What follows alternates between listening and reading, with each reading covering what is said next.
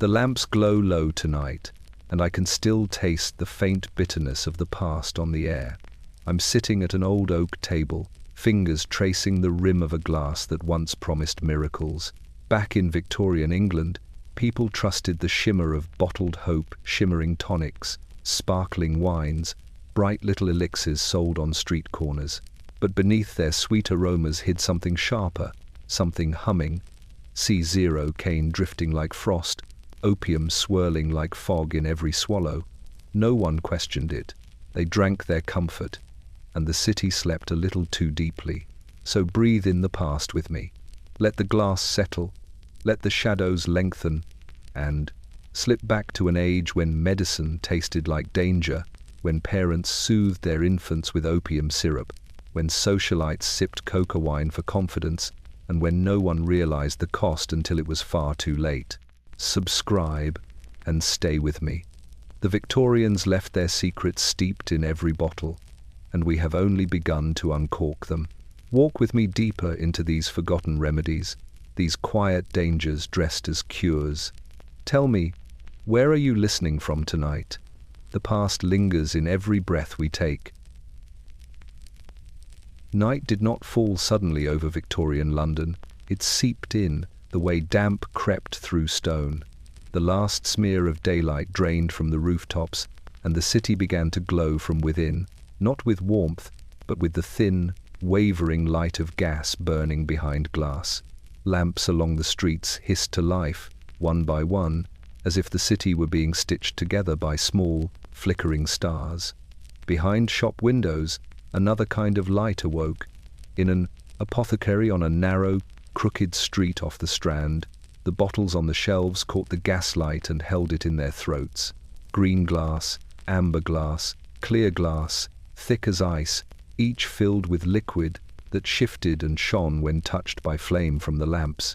The labels were little flags of promise: restorative tonic, patent nerve elixir, soothing cordial for infants, written in careful black script with decorative flourishes at the edges. Beneath the elegant ink, in smaller letters that almost no one read, lay the ingredients: spirits of opium, tincture of coca, laudanum, chloral, ether. The city was tired, and it leaned toward these bottles the way a weary man leans toward a chair. The apothecary himself moved slowly along the counter, his sleeves rolled to the forearms, cuffs faintly stained by years of spills. He knew exactly which bottle each customer wanted before they finished describing their troubles: sleeplessness, curiosity, heart palpitations, nerves, a child who would not stop crying, a clerk who could not stay awake, a widow who could not stop remembering. The words changed, the pain shifted, but the hand he reached for was always the same thin neck of glass, the same soft clink on wood, the same comforting weight of a coin placed beside it. Outside, the fog rolled low along the cobbles, hugging the ankles of passers-by. Inside, the fog took another form, the fine mist of vapors rising ghost-like from uncorked bottles, invisible and patient. It wound itself into the fabric of coats and shawls, clung to hair, soaked into breath.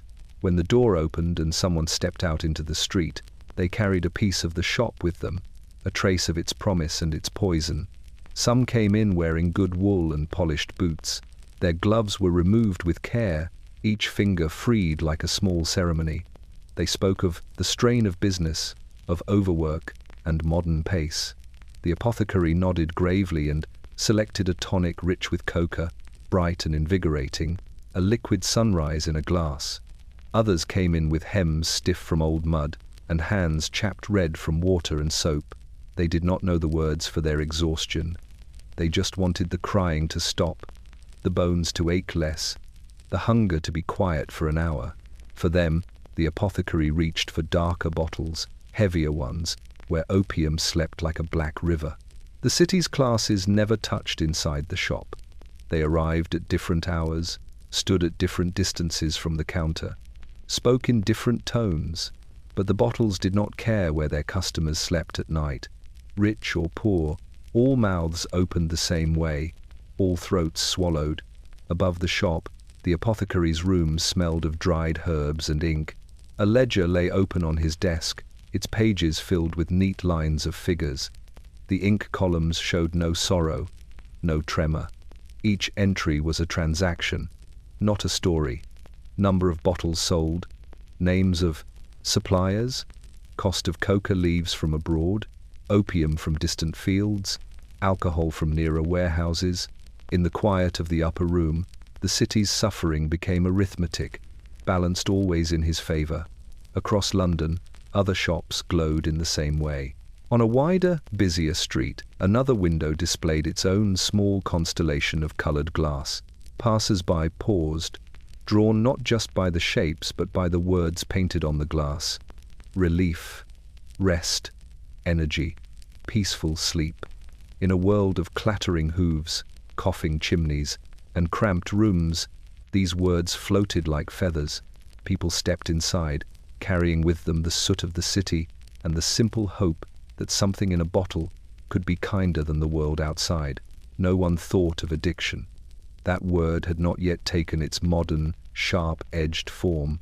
There were other words: habit, dependency, overuse, but they were used rarely, and usually with a wry smile. Medicine was progress, and progress was good. The empire stretched across oceans, railways stitched together counties, telegraph wires hummed with messages.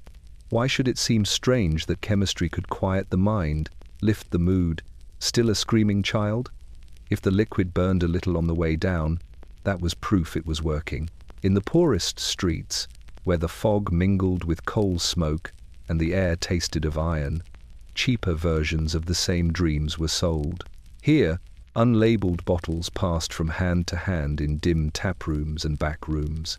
The mixtures were cruder, the doses rougher, but the story was the same.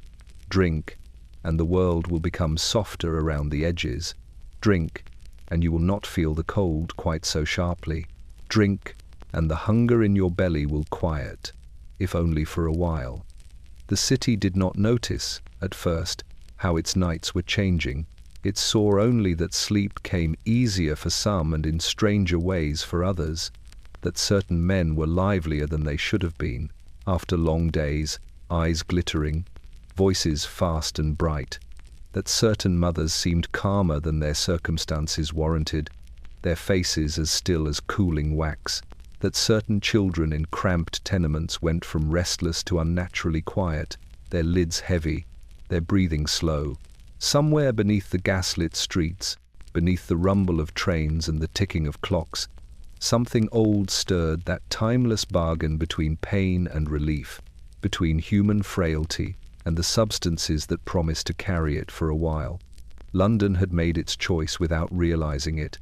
It had reached out a hand, taken the glass, and lifted it to its lips.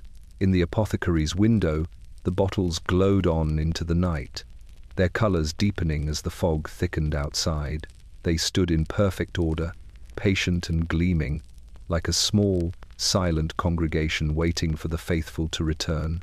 They did not have to wait long. Morning in Victorian London did not begin with sunlight. It began with sound. A distant clatter of carts, the metallic cry of a milkman's bell, the groan of a river barge shifting against its ropes. The city woke reluctantly, peeling itself out of the grey damp that clung to its stones, and somewhere beneath the pale hush of dawn, bottles were being uncorked. In a narrow kitchen off Whitechapel Road, a woman stood beside a chipped basin, steam rising in soft threads around her face.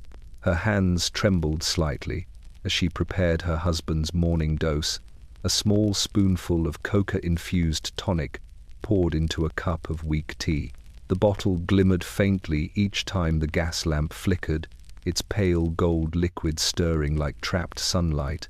The tonic made her husband sharper, quicker, more willing to work through the ache in his back and the exhaustion in his bones.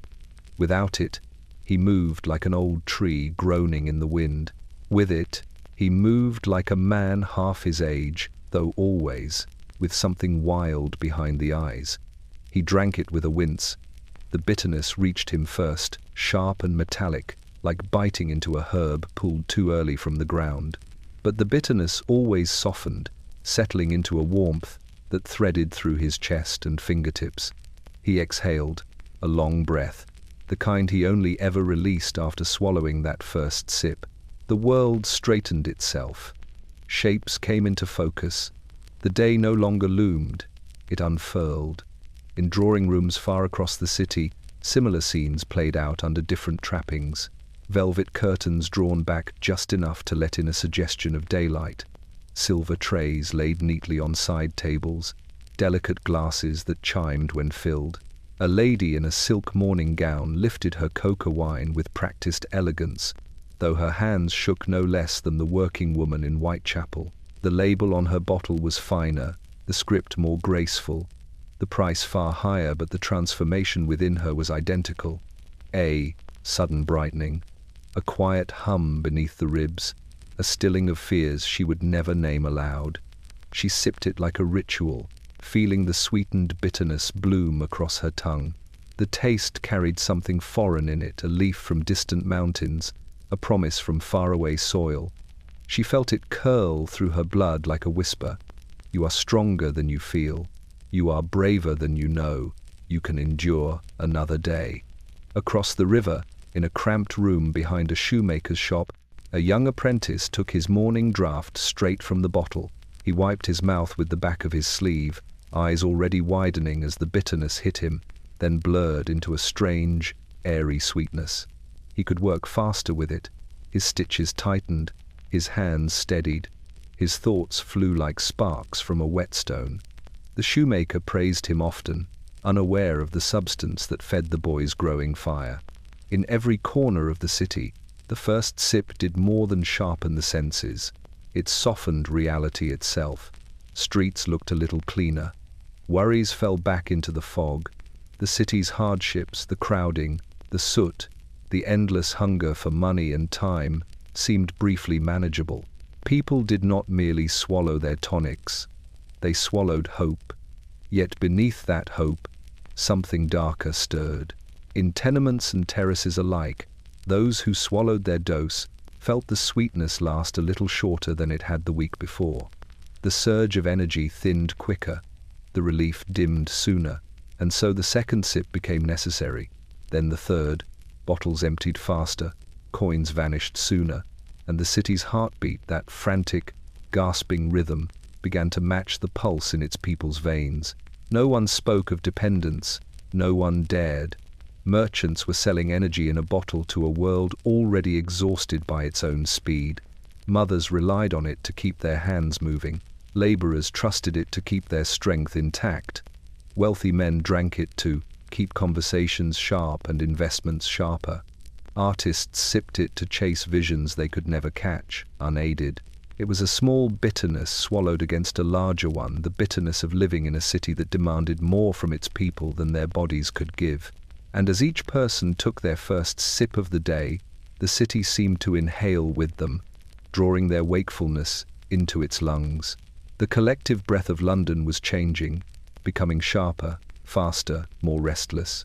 The bottles did not merely glow now, they watched. And with every cork pulled and every sip taken, Victorian London stepped one pace deeper into an addiction it didn't yet know it had. The apothecary opened his shop before the sun had fully risen, unlocking the door with a slow, deliberate turn of the key. The hinges sighed when he pushed inward, as though the building itself were weary from keeping so many secrets through the night. Inside, the air still held the faint chill of dawn, mixing with the sweeter, heavier scents that lived permanently in the wood. Crushed coca leaves, opium resin, alcohol soaked into the grain of the counter, lavender meant to mask what could not truly be hidden.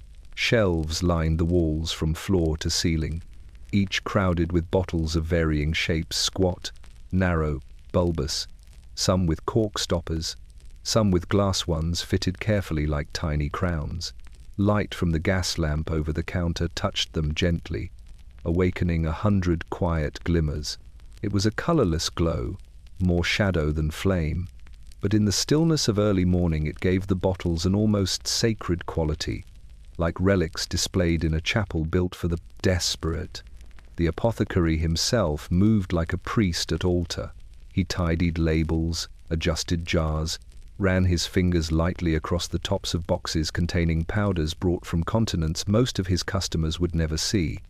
His footsteps were soft, purposeful. His hands smelled faintly of alcohol and ink. When he paused to inspect a row of tonics, he hummed under his breath an old tune, wordless, worn smooth by years of repetition. It was a habit that helped steady him. He needed steadiness, for every day brought dozens who leaned a bit too heavily on his quiet assurances. Outside, the streets were slowly filling. Milk carts rattled past, clanging their tin cans. A boy swept the steps of the bakery next door, sending small clouds of flour swirling into the air. Across the lane, a woman with reddened knuckles carried a bucket overflowing with coal dust. London was waking, but with the heavy reluctance of a body rising from fever. The bell over the apothecary's door chimed, thin, brittle, almost apologetic. The first customer of the day stepped inside, a man whose coat still carried the scent of the docklands, salt and wood rot clinging to him like a second skin. His eyes were red from lack of sleep, his beard untrimmed, and though he stood tall out of habit, his shoulders sagged beneath the weight of some unspoken trouble. "Same as before?" the apothecary asked softly. The man nodded, barely meeting his gaze. Words were unnecessary. The apothecary retrieved the bottle without hesitation, slipping it into a paper wrap with practiced care. His voice dropped to almost a whisper when he explained the dosage, though he knew the man would ignore it. The whisper was ritual, nothing more, an incantation both men understood and accepted. Another chime. A woman this time, well-dressed but pale, her gloved hands clasped tightly at her waist. Her eyes were wide, darting, the look of someone who feared her own thoughts more than the city beyond the door. She whispered of sleepless nights, of trembling nerves, of a strange flutter beneath her ribs that doctors had dismissed as female temperament. The apothecary listened. He always listened. It was part of the performance. When he placed the coca wine on the counter, she exhaled as though the very sight of it eased her breathing. She slipped coins into his hand with gratitude that bordered on reverence. The door closed behind her, leaving the faint trail of rosewater that always followed women of her class, a fragrance that mingled strangely with the bitter scent of the tonic she carried away. As the day wore on, the shop became a revolving door of human frailty. A clerk whose hands shook from too many long nights under lamplight, a seamstress whose hunger gnawed at her lungs more fiercely than at her stomach, a mother clutching a limp infant who would not stop crying unless soothed with syrup darker than sleep, a factory foreman whose heart knocked too hard against his ribs each afternoon. For each, the apothecary had a bottle, a powder, a promise given in the same low, careful tone. His whispers soothed even before the medicine touched their tongues. What he did not whisper were the dangers. He did not mention the growing reliance, the creeping fog that thickened behind their eyes, the way their bodies came to crave what his bottles contained.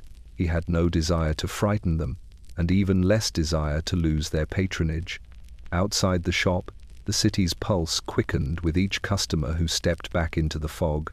London's heart had always beat unevenly, strained by overcrowding, soot, and hunger, but now it beat unnaturally fast, as though the entire metropolis had taken one collective sip from the same shimmering bottle. The apothecary extinguished his gas lamp only when night deepened and the fog pressed against the windows like a living thing. He locked the door, pocketed the day's coins, and lingered a moment to look over his shelves. The bottles glowed faintly in the dimness, their contents shifting in the dark. They needed no whisper now. Their lure was loud enough to carry through the fog-soaked streets on its own. London breathed in uneven gasps, like a creature too large for its own bones. By nightfall, the fog slithered down the alleys and pooled beneath the eaves, clinging to brick and soot as though afraid to drift back into the open air. The city wore exhaustion the way the poor wore threadbare shawls wrapped tight, pulled close, never fully shaken off. And yet, it did not sleep. Even at the darkest hour, long after bells ceased and markets emptied, the streets pulsed with a strange wakefulness. Lamps hissed their thin flames along the main roads, casting watery halos on the cobblestones. Behind those halos, shadows moved, men with hollow eyes, women with trembling hands, laborers who had worked themselves to the edge of collapse, but now walked with an uncanny brightness. Their steps too quick, their smiles too sharp. They carried something inside them that kept their bodies upright, long after their minds had frayed. The tonics did that, the wines, the syrups, the powders, a hidden fire, placed beneath the ribs. Near Covent Garden, carriage wheels rattled deep into the night. Theatre-goers stumbled out into the cool air, laughing too loudly. Faces flushed from coca wine served discreetly in crystal glasses. The drink left their pupils wide, their words tumbling over one another like marbles spilling across the floor. They wandered arm in arm, convinced the night itself shimmered more brightly than usual, that London had become lighter, less burdened, more alive. Above them, the chimneys whispered smoke into the dark, a slow exhalation from homes where sleep refused to settle. Behind narrow windows, families lay awake, some from the stir of stimulants, others from the numbing lull of opium-laced remedies taken hours before. In one cramped lodging house, a seamstress sat by her mattress with her knees drawn to her chest. A bottle of laudanum lay beside her, half empty. She had taken just enough to soften the tightness in her chest, but not enough to surrender fully to oblivion. Her eyes were heavy, but her thoughts darted like frightened birds. Outside her door, footsteps crossed the hallway, accompanied by muttered arguments and coughing that sounded more like the tearing of cloth than breath. The building itself felt alive, wood creaking, plaster settling, water pipes groaning under the strain of too many tenants washing, cooking, rinsing away the dirt of another day. Far across the river, in Belgravia, another kind of restlessness thrived. A gentleman sat at his writing desk, the flame of a single candle flickering against the polished mahogany. His coca-infused tonic stood uncapped, its scent drifting upward like citrus mixed with something sharper, something that bit the air and refused to fade. His hand trembled slightly each time he dipped his pen into the inkwell. He had penned letters for hours, promising opportunities that did not exist, crafting delicate lies meant to stabilize his collapsing business. With each sip, clarity returned false clarity, bright and brittle as cracked glass. The city hummed beneath him, and he thought it beautiful. But London was beginning to feel that hum differently. Workhouse overseers noticed the change first, how the poor who once dragged themselves through their shifts now returned with new fervor, feverish and driven. Their bodies moved too quickly, their tempers shortened, their gazes grew sharp in ways that made overseers uneasy. Some worked themselves to collapse, trembling violently before sinking into brief, dreamless sleep. Others slipped opium into their veins or bellies after the stimulant rush faded, drowning their overworked nerves in a warm, sinking calm. Two opposite poisons circling one another like predators. In police stations, constables noticed that the night arrests changed. Fewer brawls, more strange behavior, men walking miles without rest, women speaking to people who were not there, children awake long past midnight with their eyes shining too brightly. No one connected the dots. No one thought the bottles in their kitchens could be the thread weaving those lives together in unnatural rhythm. London was a city built on industry and ambition, on the relentless hum of machinery and the grind of human labor. Now it pulsed with something else, something chemical, something invisible, threading itself through bloodstreams faster than rumor, deeper than soot. A city that should have collapsed under its own exhaustion instead surged with energy borrowed from substances few understood. It was a borrowed vitality, a counterfeit endurance, and like any loan, it demanded repayment. The fog thickened as dawn approached. The river below the bridges moved sluggishly, carrying the city's reflection distorted, trembling, stretched thin by the weight of all it held. The lamps flickered. A chill crept in. London did not sleep. It only paused, briefly, as if gathering breath for another day. A day that would begin with the same glowing bottles, the same trembling hands, the same quiet decay dressed in the disguise of relief. The night air in London was always coldest just before dawn, when the fog settled thick and low like a heavy blanket pressing against the city's ribs. It was at this hour when chimneys exhaled their last thread of smoke and the streets quieted into uneasy stillness that the infants began to cry.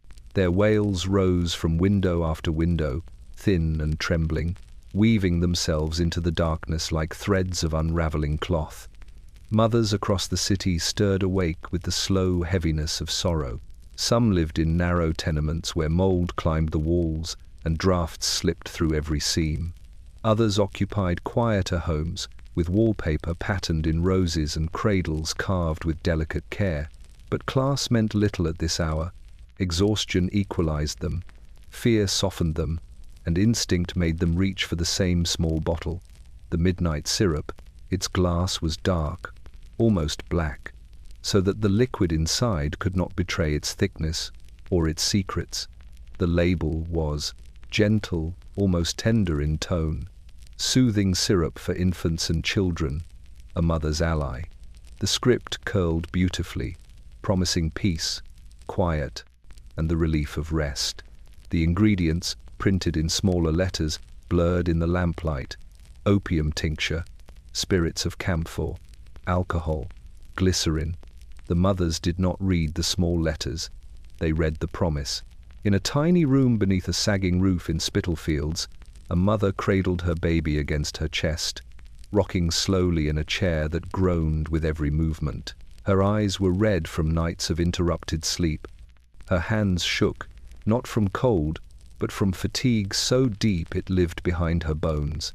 The child's cries rose sharp enough to split the silence, a relentless, piercing sound that echoed off the wooden floorboards. With a trembling breath, she reached for the bottle. The cork came free with a soft pop, releasing a faint scent, warm, sweet, and strangely comforting. She dipped the spoon carefully, trying not to spill a side drop. Opium was expensive, but the syrup had become cheaper over the years, watered down only enough to make it affordable to the desperate. She pressed the spoon gently to her child's lips. The crying broke into hiccups, then soft whimpers, and finally an eerie, heavy quiet. The baby's eyelids lowered like curtains drawn for the night. Across the city in a well-appointed nursery, another mother, this one surrounded by embroidered cushions and soft candlelight, performed the same ritual. Her dress rustled softly as she leaned over the cradle, spoon in hand. Her infant daughter, red-faced and furious from an ache no one could name, swallowed the syrup reluctantly. Within minutes, her tiny fists unclenched. Her breathing slowed. The room filled with a silence that felt almost holy. The mother exhaled, relieved, believing she had done something kind. But London knew better. In the tenements, some infants slept so deeply they did not stir when the roosters crowed at dawn. In the finer houses, nursemaids whispered to one another behind closed doors, wondering why some babies slept for hours without waking, their limbs limp as dolls. Opium was gentle in its seduction. It loosened the knots of pain, softened the sharp edges of hunger, coaxed the smallest bodies into unnaturally long rest. But its sweetness was laced with danger, slow, creeping danger that slipped into the blood and settled behind the heart. Doctors occasionally raised warnings, though softly, in articles buried deep within medical journals. Do not administer frequently, they cautioned. Do not rely upon such syrups for the management of infants. But mothers did not read medical journals. They read survival in every quiet breath their children took after the syrup. And the city, always watching, always listening, understood their desperation. The factories demanded early mornings. The markets demanded swift hands. The cramped rooms demanded quiet. And the streets demanded caution. A crying child could unravel an already fragile life, lose a job, a lodging, or a moment of needed sleep. So mothers poured the midnight syrup with trembling fingers and whispered apologies their children would never remember. Night after night, the ritual spread through London like a soft contagion. The city's infants slept deeply, their breaths slow and heavy, their dreams blank and formless, and the mothers, hearts aching with guilt and gratitude, whispered to themselves that tomorrow they would try without the syrup. Tomorrow often never came. Outside, the fog thickened. Dawn approached with its pale, unforgiving light. And in windows across the city, the smallest silhouettes lay still in their cradles, asleep under the spell of a quiet that was too deep and too dark for a child to know. London slept more peacefully than it should have, and beneath that peace, something sinister was taking root. Evening approached like a slow curtain, drawn across the sky with deliberate, theatrical grace. The last of the daylight bled into the brickwork of the wealthier districts, Mayfair, Bloomsbury, Kensington, giving the facades a flushed, rosy glow that faded almost as soon as it appeared. Inside these grand homes, where carpets swallowed the sound of footsteps and velvet drapes fell heavy as winter cloaks, another kind of glow waited patiently on polished silver trays. Coca wine. It stood in tall, elegant bottles. Their glass tinted the color of garnets or deepened amber. Labels written in flourishing alphabets declared its virtues. Restores vitality, sharpens the mind, enlivens the spirit. Newspapers hailed it as the drink of choice for modern society, a brilliant companion for conversation, a tonic for intellectual vigor, a muse for creative minds. To the wealthy, coca wine was not merely a beverage. It was a lifestyle, an elixir that fit neatly into the rhythm of evening rituals. In a drawing room, scented faintly with burning tallow and warmed brass, guests gathered beneath a chandelier whose crystals tinkled with the soft movements of the house. The room shimmered with the glow of lamplight bouncing from the gold accents on the walls. Card tables were set, chairs were angled for conversation, and on a low sideboard the wine bottles waited like quiet conspirators. The host, a man with immaculately combed hair and a smile polished from years of proper social training, poured the first glass with a flourish. The wine caught the lamplight, turning it rosy, almost radiant. Those standing nearest leaned in instinctively, drawn by the rich scent that curled up from the glass like a whisper of promise. A lady in a gown of deep plum silk accepted her glass with a gloved hand, her lips already parting in anticipation. She had been exhausted for weeks, her thoughts slow, her zest for charity work waning, her days heavy with unfocused fatigue. But the first sip changed everything. It bloomed warm against her tongue, a sweetness threaded with a faint, bright bitterness that awakened nerves she did not realize had slept. Her spine straightened, her pulse quickened, her smile widened as the world around her began to sharpen into clarity. Elsewhere in the room, a novelist struggling with the final chapters of his book stood near the fireplace, sipping slowly. The coca wine hit him like a spark to dry tinder. Ideas he had forgotten surged through him in glowing currents. His eyes brightened. Words assembled themselves in his mind's corners, ready to be plucked. He set down his glass, gripping the mantel as if steadying himself against inspiration's sudden flood. A young barrister, pale from long hours in courts, swathed in stale air and interrogations, laughed louder than he meant to after his second glass. He tugged at his collar, feeling his mind sharpen with unnatural speed. He could argue any case now he felt certain of it. With another sip, he might conquer Parliament itself. The laughter in the room swelled. Voices overlapped. Cards slapped against tablecloths. Someone at the piano began to play, their fingers moving with a fervor unmatched by their skill. The notes flew, wild and bright, as if guided by an invisible force that cared nothing for tempo or restraint. Behind the velvet curtains, London watched through narrow windows, the fog outside pressing its face to the glass like a curious, unwelcome guest. Down the hallway, a maid listened to the clamor as she polished silver. She knew the sound well, the strange, sudden energy that clung to these rooms whenever coca wine flowed. She had seen the aftermath too, the trembling hands, the restless pacing, the irritable mornings after the glow faded. But those consequences belonged to another hour, another room, another day. Tonight, the wine ruled. In every glass, a secret churned.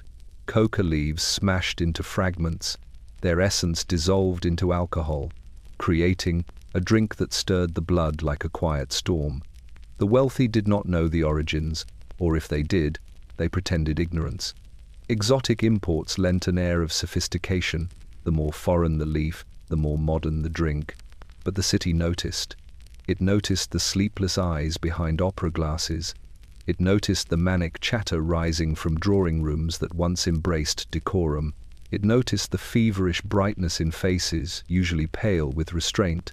The city, always listening, always calculating, understood that the wine did not merely lift spirits, it reshaped them. By midnight, the glasses were emptying faster than servants could refill them. The air thickened with talk, grand ambitions, impossible theories, declarations of affection made too boldly and forgotten by morning. The guests glowed with a heat that did not belong to the fire, nor to the lamps, but to something simmering in their blood. Coca wine beneath the velvet curtains created a world that felt lighter, sharper, more enchanted. But illusions, even beautiful ones, demand their price.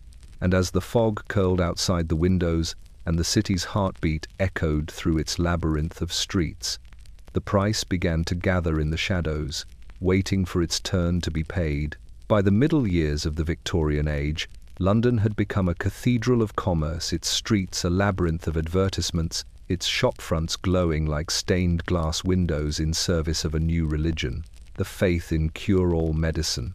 Everywhere one walked, promises shone brighter than truth. Posters clung to brick walls like vivid, fluttering leaves proclaiming miracles in bold lettering.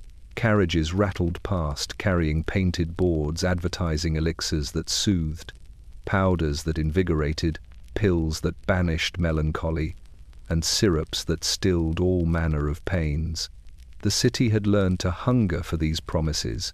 In a print shop near Fleet Street, the presses clattered tirelessly, churning out posters for patent medicines with names that sang like hymns: Dr. Elliston's restorative essence, Mrs. Hartley's mother's quiet night syrup, Professor Langford's nerve elixir for gentlewomen. Each advertisement more elaborate than the last, each filled with elegant scripts, flourishes, and smiling illustrations of mothers, fathers, and children, faces alight with improbable bliss. Ink-stained workers fed the presses, hardly paying attention to the content of what they produced. They saw only the steady rhythm of orders, the way the advertisers paid more for the brightest colors, the most dramatic claims, the widest distribution. Truth was a luxury they could not afford. Ink was their trade, illusion their daily bread. The papers spread across the city like seeds on wind. In a pub off Bishopsgate, a group of tired labourers huddled around the day's paper, their hands blackened with coal dust. A full-page spread caught their eyes, a glowing review of a tonic promising relief from exhaustion, aches, anxiety, sour stomach, headaches, and the general trials of modern living. The men nodded knowingly. Life in London was nothing but a parade of trials, and the idea that one drink could quiet them all seemed almost divine. One man folded the paper under his arm and made his way to the nearest apothecary, coins jingling weakly in his pocket. Elsewhere, in a boarding house of better class, a schoolteacher turned the pages of a fashion magazine. Its centerfold featured a syrup praised by celebrated actresses and recommended by physicians.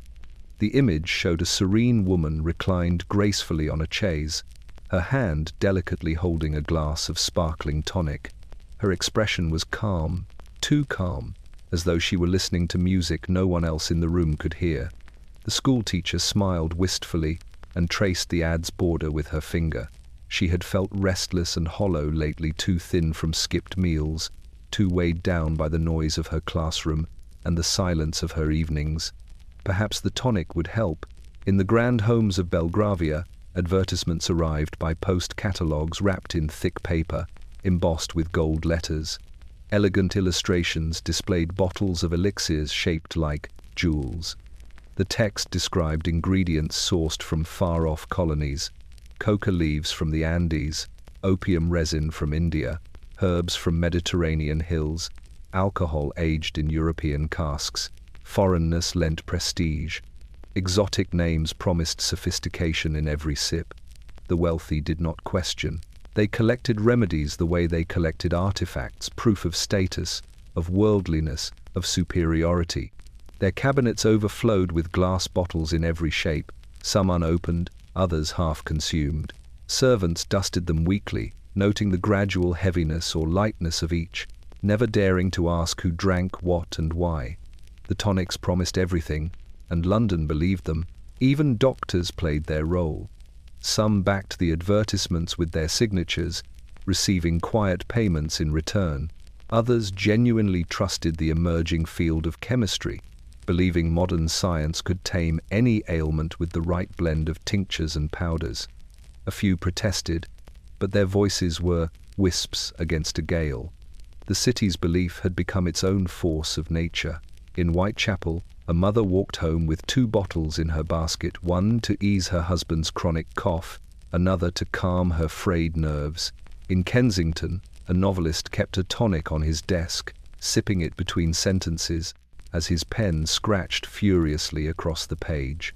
In Camden Town, a street performer drank a brightly labelled stamina draught before stepping into the chill evening air to dance and sing long after his body begged him to stop.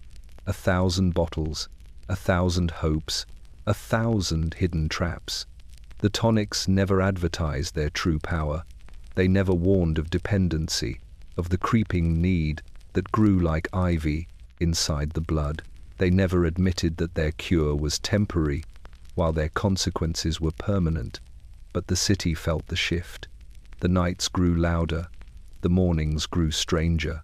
People walked too fast, spoke too sharply, smiled too brightly. Others drifted through, their days with heavy limbs and milk-glass eyes. The line between vigor and vacancy blurred. The tonics promised everything, and London, aching, crowded, restless, drank them willingly. The city swallowed its hope one spoonful at a time, unaware that each promise taken in the name of relief was quietly carving a deeper hollow within. By late afternoon, when the sun sagged behind the chimneys and the air thickened with drifting soot, London's gentlemen retreated into their clubs, the sanctuaries of polished brass, mahogany, and muted conversation. These rooms were meant to be havens of decorum and intellect, their walls lined with portraits of stiff-faced ancestors whose stillness suggested restraint, honor, and good breeding. But beneath the haze of cigar smoke, something restless stirred. On a silver tray beside the card tables lay small, unassuming envelopes, cream-colored, neatly folded, sealed with wax. They bore names that sounded almost medicinal: balm of clarity, fortifier for the professional man, powder of resolute nerve. Each packet weighed nearly nothing, yet each contained a force capable of reshaping a man's entire evening. The gentleman called them nerve powders. A clerk from the city might take his at the bar, dissolving the contents into a tumbler of brandy, stirring until the pale crystals vanished. A barrister preparing a late-night argument slipped a packet into a glass of water, watching the powder bloom like frost before taking the glass in one long swallow.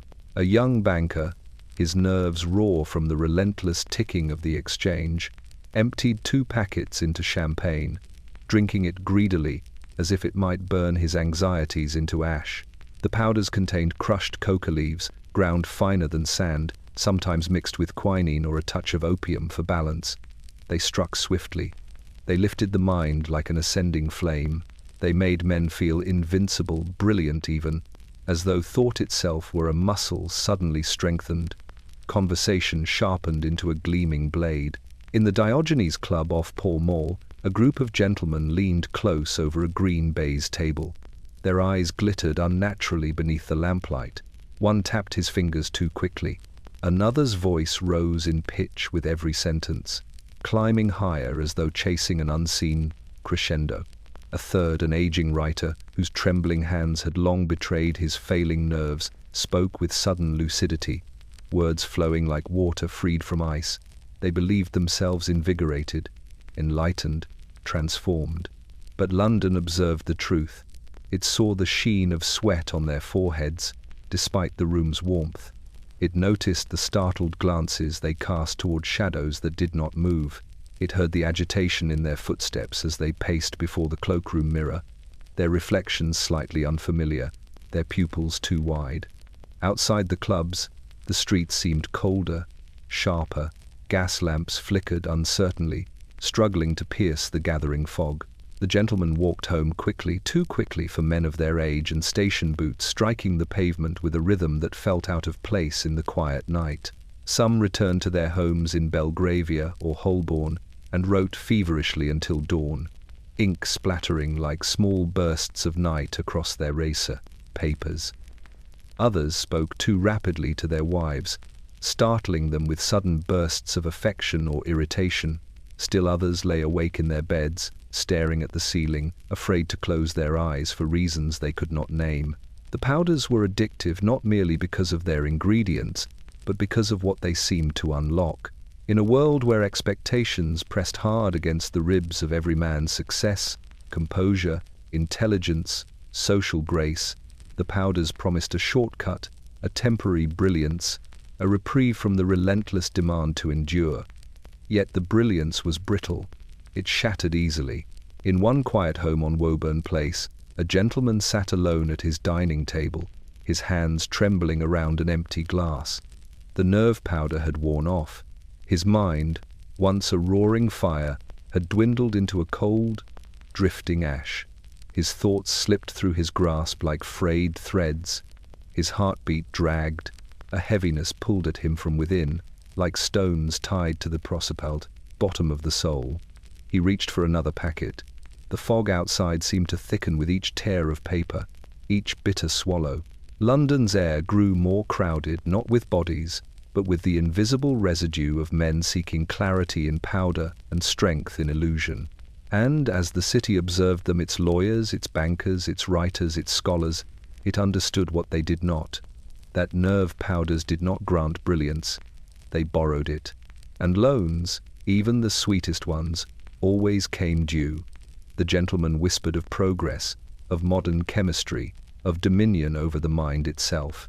But in the quiet corners of their clubs, where a few packets too many lay crumpled beside glasses drained too fast, London sensed that its brightest men were dimming, slowly, quietly, beneath the weight of what they had welcomed into their veins. Morning fog drifted over London like a pale shroud, but the city's walls bloomed with colour pastel blues, hopeful yellows, rose-pink skies painted behind smiling figures. The advertisements appeared everywhere, pasted onto brick, nailed to posts, tucked behind carriage lamps, printed across newspapers that fluttered in the cold wind like trapped birds. They glowed unnaturally bright against the soot-stained buildings, promising a gentler world than the one people lived in. Dr. Marlowe's soothing cordial rest for the weary soul. Madame Ellsworth's coca tonic endorsed by the elegant and wise. The Empire's great nerve mixture for modern minds and modern lives. The artwork was soft, almost tender. Women with luminous eyes held their sleeping infants. Men with confident smiles strode forth with perfect posture. Children played beneath radiant skies untouched by smog. Even the typography felt gentle, its curled lettering like a comforting hand resting on the Fyland's reader's shoulder. The posters looked harmless, beautiful, even, and that was the danger. In Holborn, a street vendor unfolded the morning newspapers and set them out on his stall. Rows of ink and paper stretched before him. He did not need to read the headlines. He had memorized the patterns. The front pages were filled with parliament debates, shipping news, crime reports, and the latest discoveries from far-off lands. But it was the inside pages, the full spreads of colour, that drew eyes like magnets. Passers-by stopped. They traced the soft outlines with gloved fingers. The promises seeped quietly into their thoughts.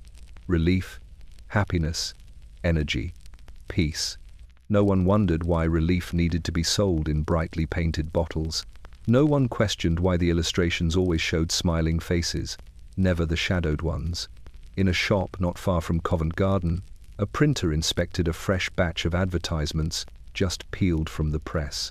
The ink was barely dry, its scent clinging to the air like warm tar. He held up one sheet to the light. An ad for a miraculous family elixir featuring a golden-haired child asleep in her mother's arms, the mother's expression tranquil in a way that spoke to exhaustion more than serenity. The printer sighed not from moral conflict, but from fatigue. Orders had doubled in recent months. The city demanded more posters, more pamphlets, more labels. People wanted beauty, and advertisers paid handsomely to supply it. Down the street, a bookbinder scanned a similar advertisement hanging in his window. He knew the product. His wife had bought it after too many sleepless nights. When the baby's cries grew raw enough to shake the walls, the syrup had worked too well. Now the child slept through almost anything, her breathing slow and unnervingly deep. The binder's eyes lingered on the poster's glowing colors, trying to reconcile the peaceful illustration with the quiet stillness he had seen in his daughter's cradle that morning. Across town, in the parlor of a fashionable home, a young widow clipped an advertisement from her newspaper and pressed it into a scrapbook labeled "Domestic Treasures." She admired the delicate drawing of a woman serenely sipping coca wine, imagining herself reflected in that gentle composure. She had spent weeks drowning in grief, unable to eat, unable to sleep. When she set the clipping aside and lifted her own bottle of tonic, she felt hope thin, fragile, but present. Hope sold well in a city built upon grief. The posters multiplied. The city was papered in promises, some hanging, some peeling, some trampled underfoot. Even as the colors faded under rain and soot, the messages remained legible. Their softness burrowed deep into the public mind. They whispered from every alleyway and every street corner, "You deserve tranquility. You deserve rest. You deserve energy. You deserve escape." What they did not whisper was the cost. Children grew quieter in their sleep, their tiny bodies slowed by opium syrups. Laborers trembled slightly when their coca tonics wore off. Mothers found themselves reaching for their bottles earlier each evening.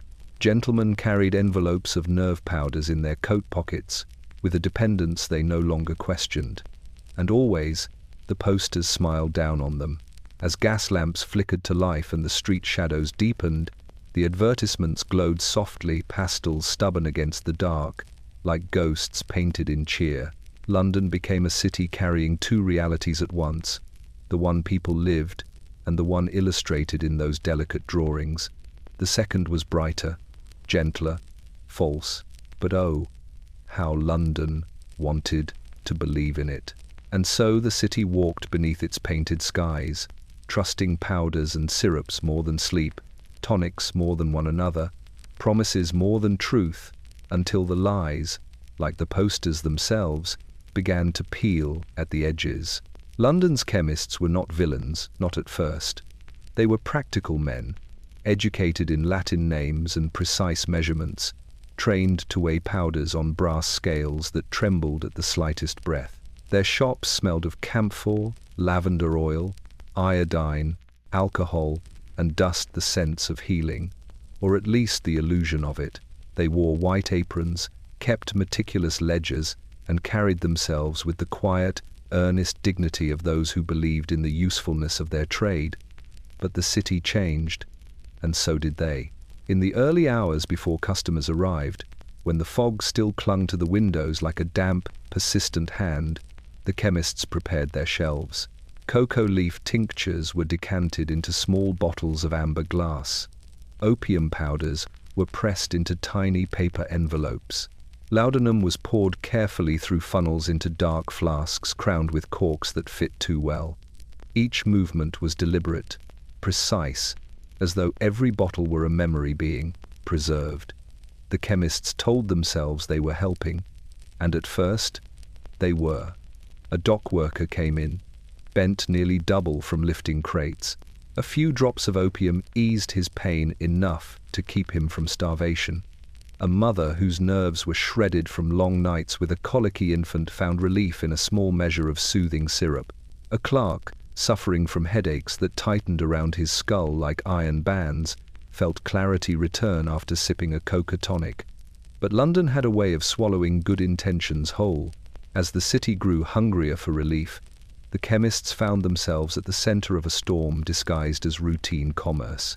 Customers filed through their doors, not with modest ailments, but with expectant desperation, hands trembling, voices low, eyes shining with the fever of need. At first, the chemists hesitated. They frowned at the shaking hands. They noted the deep shadows under the eyes.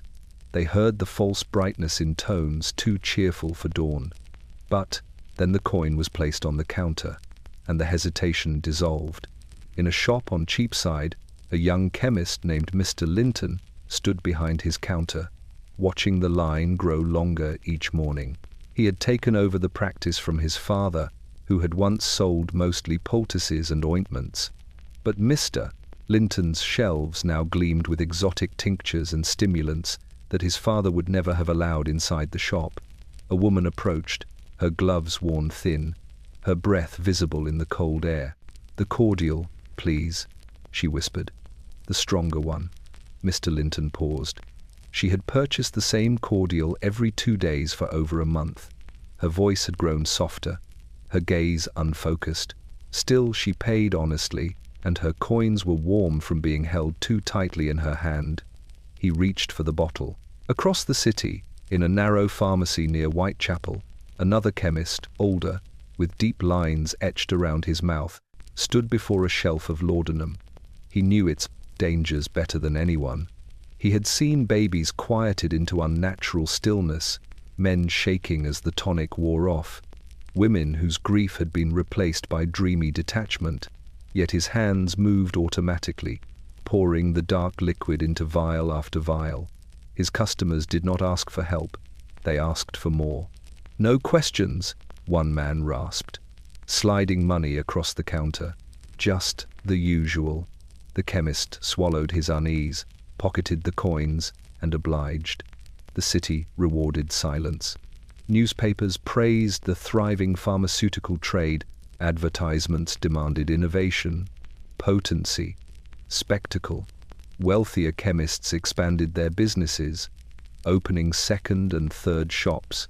Those who hesitated risked being left behind, outpaced by competitors who offered stronger formulas with fewer questions. And always, the customers returned, day after day, week after week, thinner, paler, more desperate. The chemists told themselves they were providing a service. They were easing suffering. They were doing their duty. They were not responsible for how people used what they sold. But alone at night, in the small rooms above their shops, they could no longer ignore what they saw. In their dreams, they heard the shaking breath of addicts who hid behind polite smiles. They saw the hollow-eyed children whose mothers bought soothing syrups by the bottle.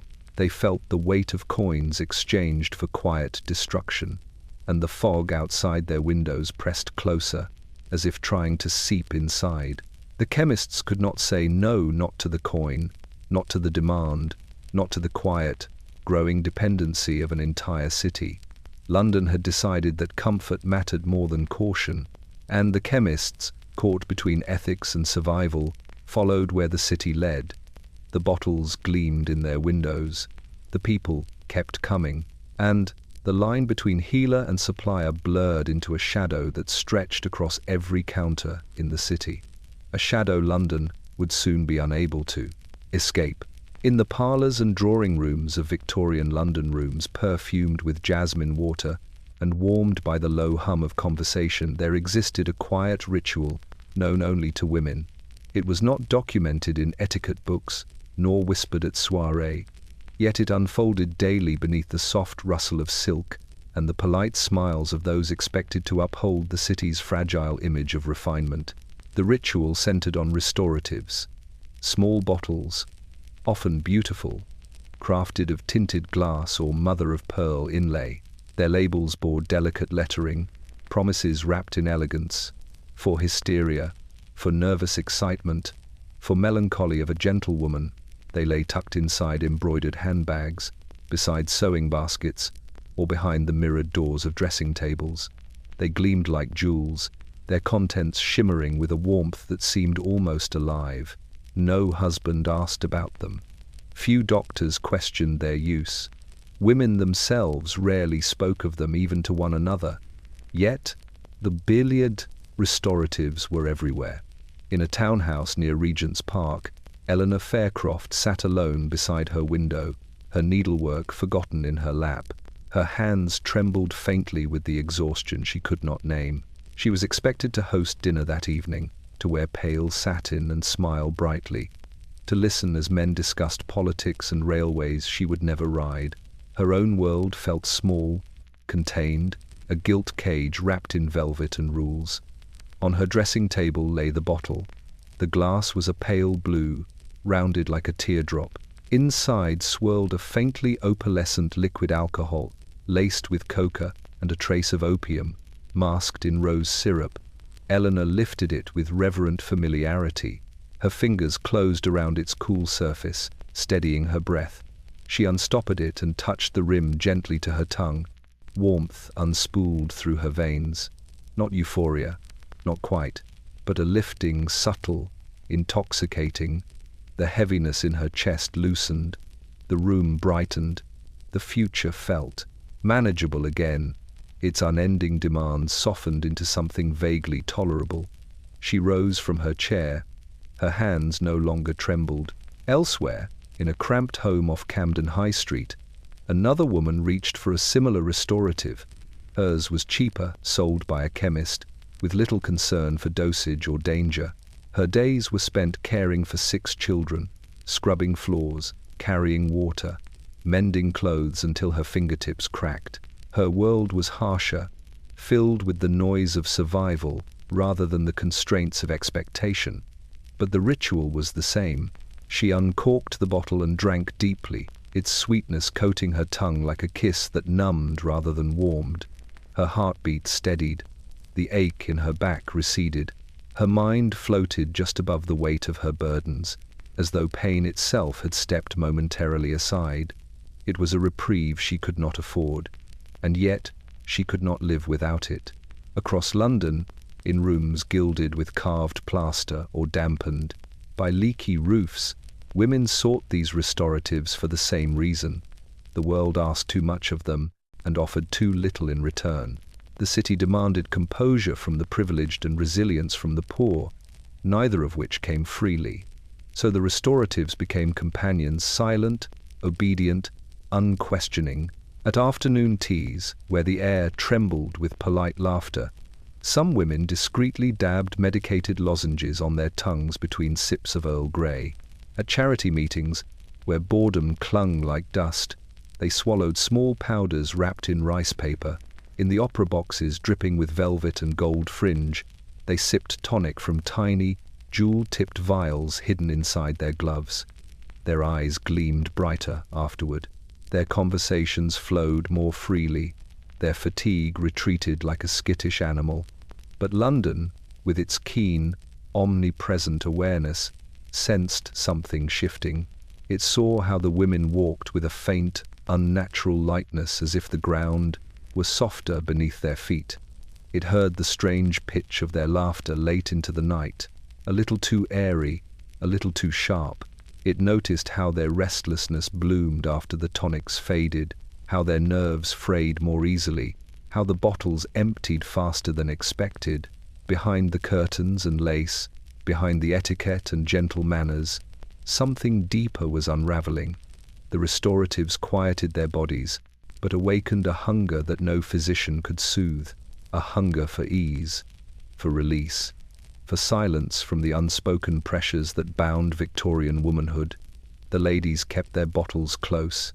The city kept its secrets closer, and as evening shadows crept along the walls of London's parlors and kitchens alike, the restoratives glowed faintly in their hiding places like small, patient stars waiting to be lifted, once again, to eager lips. In the narrow veins of London's East End streets so tight, the sky was reduced to a ribbon of grey. The city's poorest residents woke each morning with the taste of smoke and hunger on their tongues. Their days were long, their wages thin, and their hopes thinner still. In these cramped neighborhoods where life clung by its fingernails, the tonics of the wealthy never arrived in gilded bottles or perfumed glass. Here, Medicine came in rougher forms. The cheaper mixes. They were stored in unlabeled jars on the shelves of backroom shops, in dented metal tins beneath market stalls, in cloudy bottles passed from hand to hand, with all the ceremony of smuggling. The contents varied not by formula, but by whatever could be acquired cheaply that week. Opium shaved thin as dust, coca scraps left over from better batches, grain alcohol harsh enough to scald the throat, treacle to disguise the bitterness. When mixed together by hurried hands, they formed potions that shimmered with the promise of escape and settled in the stomach like a stone. In a dilapidated building off Cable Street, a man named Tom Keller sat on the edge of his narrow cot, staring at the small bottle he had purchased the night before. The liquid inside was murky, tinged with a reddish hue that suggested rust more than remedy. But Tom was a dock worker, and his back was a landscape of pain, knotted, bruised, unforgiving. His pay was too small for a doctor, and too scarce for the fine apothecaries of the West. So he uncorked the bottle and took a swallow. The mixture hit him like a fist made of heat. It burned down his throat and settled deep in his belly, numbing the worst of the ache. A calm washed through him, thin, fragile, but blessedly real. For the first time since the last shift, the snarling pain behind his ribs loosened its grip. He tilted back the bottle again, greedier this time, chasing that moment of softness. Across the corridor, a single mother named Alice prepared breakfast for her 3 children. Stale bread softened in weak tea. Her youngest whimpered, coughing wetly, a sound that rattled the thin walls. She knew the cough well, knew the way it clawed at her child's chest, knew the fever would come next. She had no money for the pharmacist, but she did have a few pennies. Pennies were enough for a spoonful of baby's soothing draught, sold from a barrel behind a butcher's shop, cheaper than the well-known syrups, and far more dangerous. The butcher's boy sold it with barely a glance, ladling it from a murky vat into a small jar. The mixture smelled faintly of fennel, sharply of spirits, and beneath that, unmistakably of opium. Alice held the jar close to her chest, as if shielding it from judgment. She had lost 1 child already. She would not lose another, not if she could quiet the cough long enough to buy a day of peace. Near the docks, where fog mingled with the scent of fish and oil, street sellers pushed small carts filled with bottles of energy draught, a brew concocted from coca remnants and raw alcohol. Laborers reached for it as naturally as reaching for bread. They needed the strength it promised, the illusion of vigor that would carry them through another 14-hour shift. The cheaper mixes did not care for precision. They did not whisper promises, they growled them. They did not brighten the mind, they clouded it. They did not soothe, they smothered. But the city's poorest had no luxury of choice. When hunger gnawed at the bones, when work bruised the spirit, when life in the slums pressed upon the lungs like a tightening vice, the cheaper mixes offered what little else could: temporary relief, a softening of the world's sharp edges, a brief forgetting. And London watched. It saw the toll, the trembling hands gripping the next bottle, the children sleeping too deeply, the men stumbling home long after the rush faded, the women staring blankly through cracked windows as their minds drifted between numbness and despair. It saw the shadows gather beneath the eyes of a population surviving on borrowed strength and stolen dreams. In the fine districts, people whispered about poverty as though it were a scent on the wind, faint, unpleasant, distant. But in these streets, poverty was a living thing. It coiled around the ankles, it breathed down the neck, it pressed itself into every crack in the walls, and the cheaper mixes became its cruel companion, lulling the working poor with a comfort as false as the advertisements plastered across the other side of town. Night fell over the East End with the heaviness of damp wool.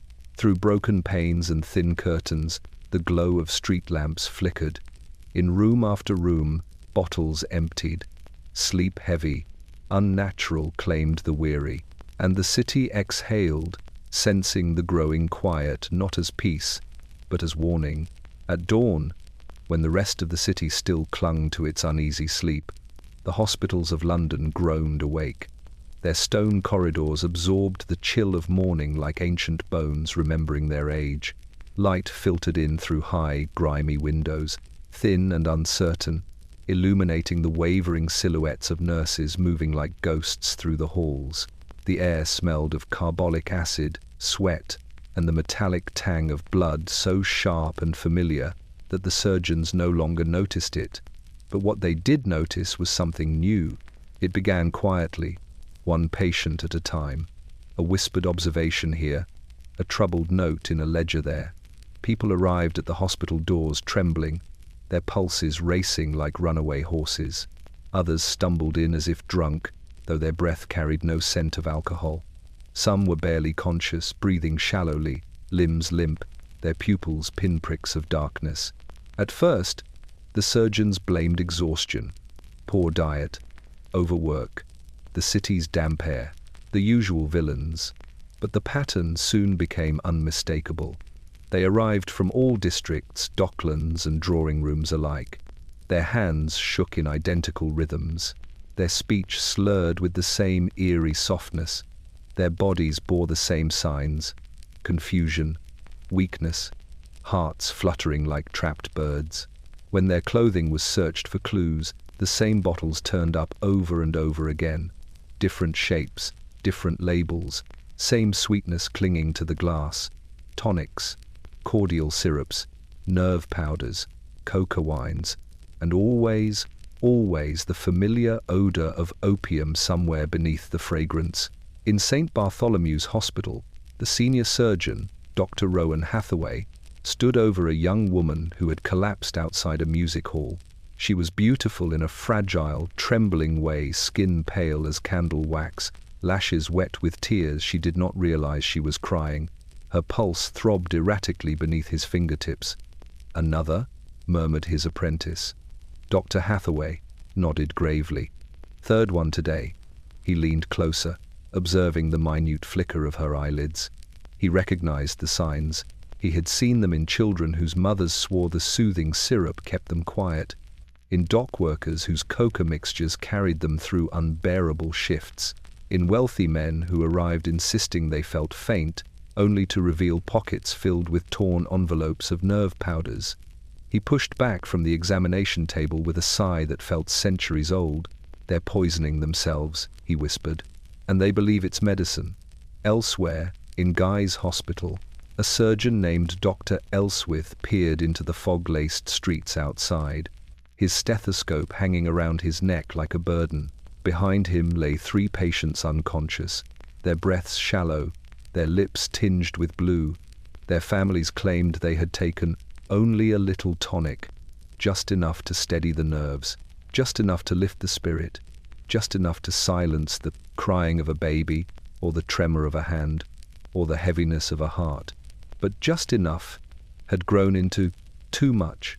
The surgeons gathered at weekly meetings to discuss the troubling influx. Their voices were low, cautious, aware that the pharmaceutical trade was powerful, that the public adored its promises, that London had woven itself tightly around the comfort these bottles provided. Surgeon after surgeon described the same symptoms, the same collapse, the same dependencies. "I had a child," one doctor whispered, his voice cracking, "who would not wake. Not for hours. The mother insisted it was the first time she had given the syrup." He paused. "It was not," another added. "I had a gentleman with heart palpitations so violent he thought himself dying. He swore the tonic had been prescribed by his physician."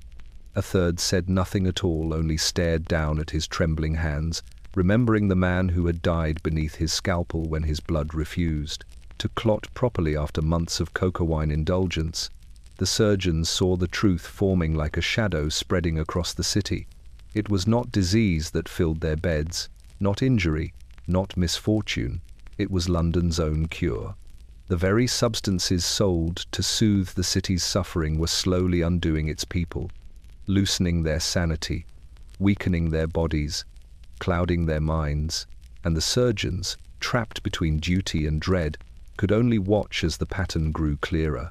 But London itself was not ready to listen. Patients stumbled out of the hospitals, grasping their empty bottles tighter than before. Apothecaries continued to earn their coin. Advertisements continued to flower across brick walls. The wealthy poured their glittering wine. The poor swallowed their cheaper draughts. Mothers soothed their children into unnatural sleep. And at the center of it all, the surgeons kept working, cutting, stitching, bleeding, reviving, filling ledgers with observations no one wanted to read. They had seen too much. But the city, addicted to its comforts, refused to see at all. By the late Victorian years, London's streets had become a kingdom unto themselves, ruled not by Parliament nor by Crown, but by the booming empire of patent medicines. They arrived with fanfare, gaudy carts rumbling along cobblestone roads, horses draped in banners, vendors shouting praises to concoctions that sparkled in the sunlight like jewels. These medicines, bright liquids in green bottles, powders sealed in tins, syrups carried in wooden crates, did not cure, but they promised, and promises were a currency stronger than truth. They emerged first at markets. At Smithfield, a man in a crimson waistcoat stood atop a wagon, waving a bottle toward the sky, as if summoning divine blessing. His voice rose above the clamor of butchers, fishmongers, and hawkers. "Dr. Fortescue's universal remedy," he cried. "A cure for exhaustion, melancholy, sleeplessness, digestive complaints, female nervousness, male listlessness, childhood irritability, and the burdens of modern-day life." The crowd gathered. Men with soot-blackened fingers, women carrying baskets of onions, children in frayed coats, their faces lifted toward the promise like sun-starved plants. For a few pennies, they could purchase relief instant, shimmering relief that would slide down the throat and soften the sharp edges of their lives. At Covent Garden, a woman in a feathered hat sold her wares from behind a table draped in velvet. Her bottles were slender, gilded at the neck, tonics infused with coca, opium, ether, or all three. She spoke softly, her tone infused with sympathy, as if she personally understood the weight each passerby carried. "A sip a day," she murmured to a weary mother. "A sip at night," she whispered to a trembling clerk. "A sip whenever the world becomes too loud," she said to a seamstress with trembling hands. Her bottles disappeared as fast as she could restock them, but the patent medicine trade stretched far beyond the markets. It crept into alleyways, lodging houses, and dimly lit taverns. It took root in the pockets of laborers who staggered into the night after 14 hours of toil. It hung from the belts of factory girls who sought the strength to endure the ceaseless pounding of machinery. It was smuggled in coat linings, carried beneath shawls, exchanged in whispers, and above these everyday shadows stood the showmen, men who understood spectacle. In Leicester Square, a crowd gathered around a stage erected for a scientific demonstration. A charismatic figure in a bright blue coat announced that his tonic, elixir of vitality, could increase strength, sharpen the mind, erase pain, and dispel sorrow. His assistants performed choreographed feats of energy and joy, leaping across the stage with smiles too wide for their faces. The audience applauded wildly. No one questioned the shaking hands behind the performers' dazzling movements. No one saw the trembling that came afterward. Patent medicine companies grew rich. Factories churned night and day, producing syrups thicker, sweeter, and more potent than the last. Advertisements and posters full of soft colors and soft lies spread across London like blossoms in spring. Housewives clipped them from newspapers and tucked them into scrapbooks. Men carried them in their pockets like talismans. Children hummed jingles sung by street performers paid to praise the latest miracle cure. But the truth flowed dark beneath the streets. Doctors complained quietly that too many patients arrived dazed, hearts frantic or sluggish, limbs trembling uncontrollably. Chemists whispered to one another after closing time, worrying how strong the latest mixtures had become. Even undertakers began to recognize the signs. Pale lips, slowed breaths, organs swollen with residue of the very remedies sold to ease the burdens of life. And still, The carts rolled. Still the vendors shouted. Still the bottles gleamed. In a single afternoon, on Whitechapel Road, 10 different patent medicines changed hands. Some promised strength, others promised peace. All promised salvation. But none admitted what the city already sensed in its bones. London was dosing itself into oblivion. The empire of patent medicines ruled not through power, but through promise. Not through fear, but through seduction. And London, crowded, weary, aching, accepted its rule with open hands and thirsty mouths. Every bottle uncorked was a vow, relief first, reckoning later. And all across the city, the reckoning was quietly gathering. Evening in Victorian London fell not like a curtain, but like a slow suffocation. The day's smoke settled into the creases of the city, turning twilight into something dense and tactile. A grey-violet haze that clung to rooftops and drifted through half-open windows. Inside the homes of clerks, merchants, widows, and weary families alike, another ritual began as the lamps were lit, the pouring of the evening glass. The parlor was the stage for it, a room meant for calm, respectability, and the illusion of comfort. Chairs upholstered in fading florals circled the hearth. Framed portraits watched from the walls, stiff and silent, as if judging whether their descendants upheld the family dignity. Lace curtains hung motionless in the still air, dimming the glow of the lamps into soft golden halos. The fires burned low, more embers than flame, and upon the polished table at the center of it all rested a bottle. Sometimes coca wine, sometimes a tonic with a label promising serenity, sometimes a homemade mixture that glimmered with the faint opacity of opium syrup. Whatever the bottle held, its presence in the parlor felt both comforting and illicit, as though it were a visitor from another world, a world where exhaustion could be washed down and sorrow could be sweetened. The family gathered. In a modest home off Kennington Lane, Mr. Trumbull sank into his armchair with the heaviness of a man carrying the day's burden, still pressed against his spine. His wife poured the glass for him, her movements careful, almost ceremonial. The liquid caught the lamplight, shimmering like amber caught in motion. He lifted it to his lips, grateful for the warmth that spread along his tongue, grateful even for the bitterness that promised its sweetness would follow.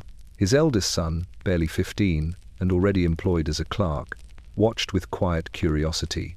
He, too, was offered a sip, only a little, for the nerves, a gesture that made him feel both grown and complicit. His mother's hand trembled as she poured her own measure, the day's worries dissolving into the warm glow that now stirred in her chest. The younger children played nearby with wooden toys, unaware of the shifting atmosphere. Their parents' laughter grew louder and brighter, their eyes glossing with a softness that felt almost like contentment. But beneath the brightness lurked something else, an edge dulled too quickly, a mood elevated too easily. The room felt lighter, but the light was artificial, like the gloss placed upon a tarnished mirror. Across the city, in a grander parlor lined with rich drapery and heavy mahogany, the evening ritual took on more elegant trappings. The glassware was finer, the chairs more ornate, but the struggles were no different. The mistress of the house, Lady Aldridge, lifted her glass with a practiced hand. The tonic she drank was imported, expensive, praised in the society columns. It promised an elevation of spirit, an awakening of wit, and a calming of womanly distress. Yet as she sipped, a yearning stirred in her eyes, something hollower than fatigue. The tonic blurred the edges of her grief, but it did not chase it away.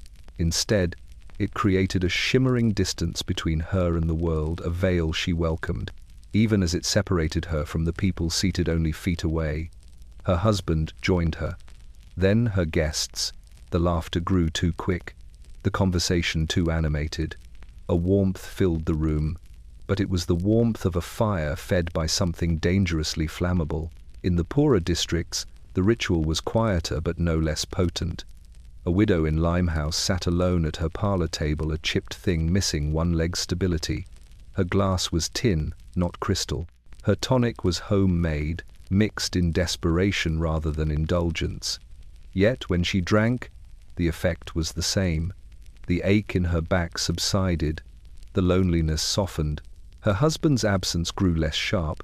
She allowed herself to rest, her head against the faded wallpaper as the fog outside pressed its cold body against the window panes. As the city darkened, parlor after parlor filled with the faint clink of glass and the rising hum of softened spirits. Somewhere outside, a carriage rattled over cobblestones. Somewhere distant, the river murmured beneath the bridges.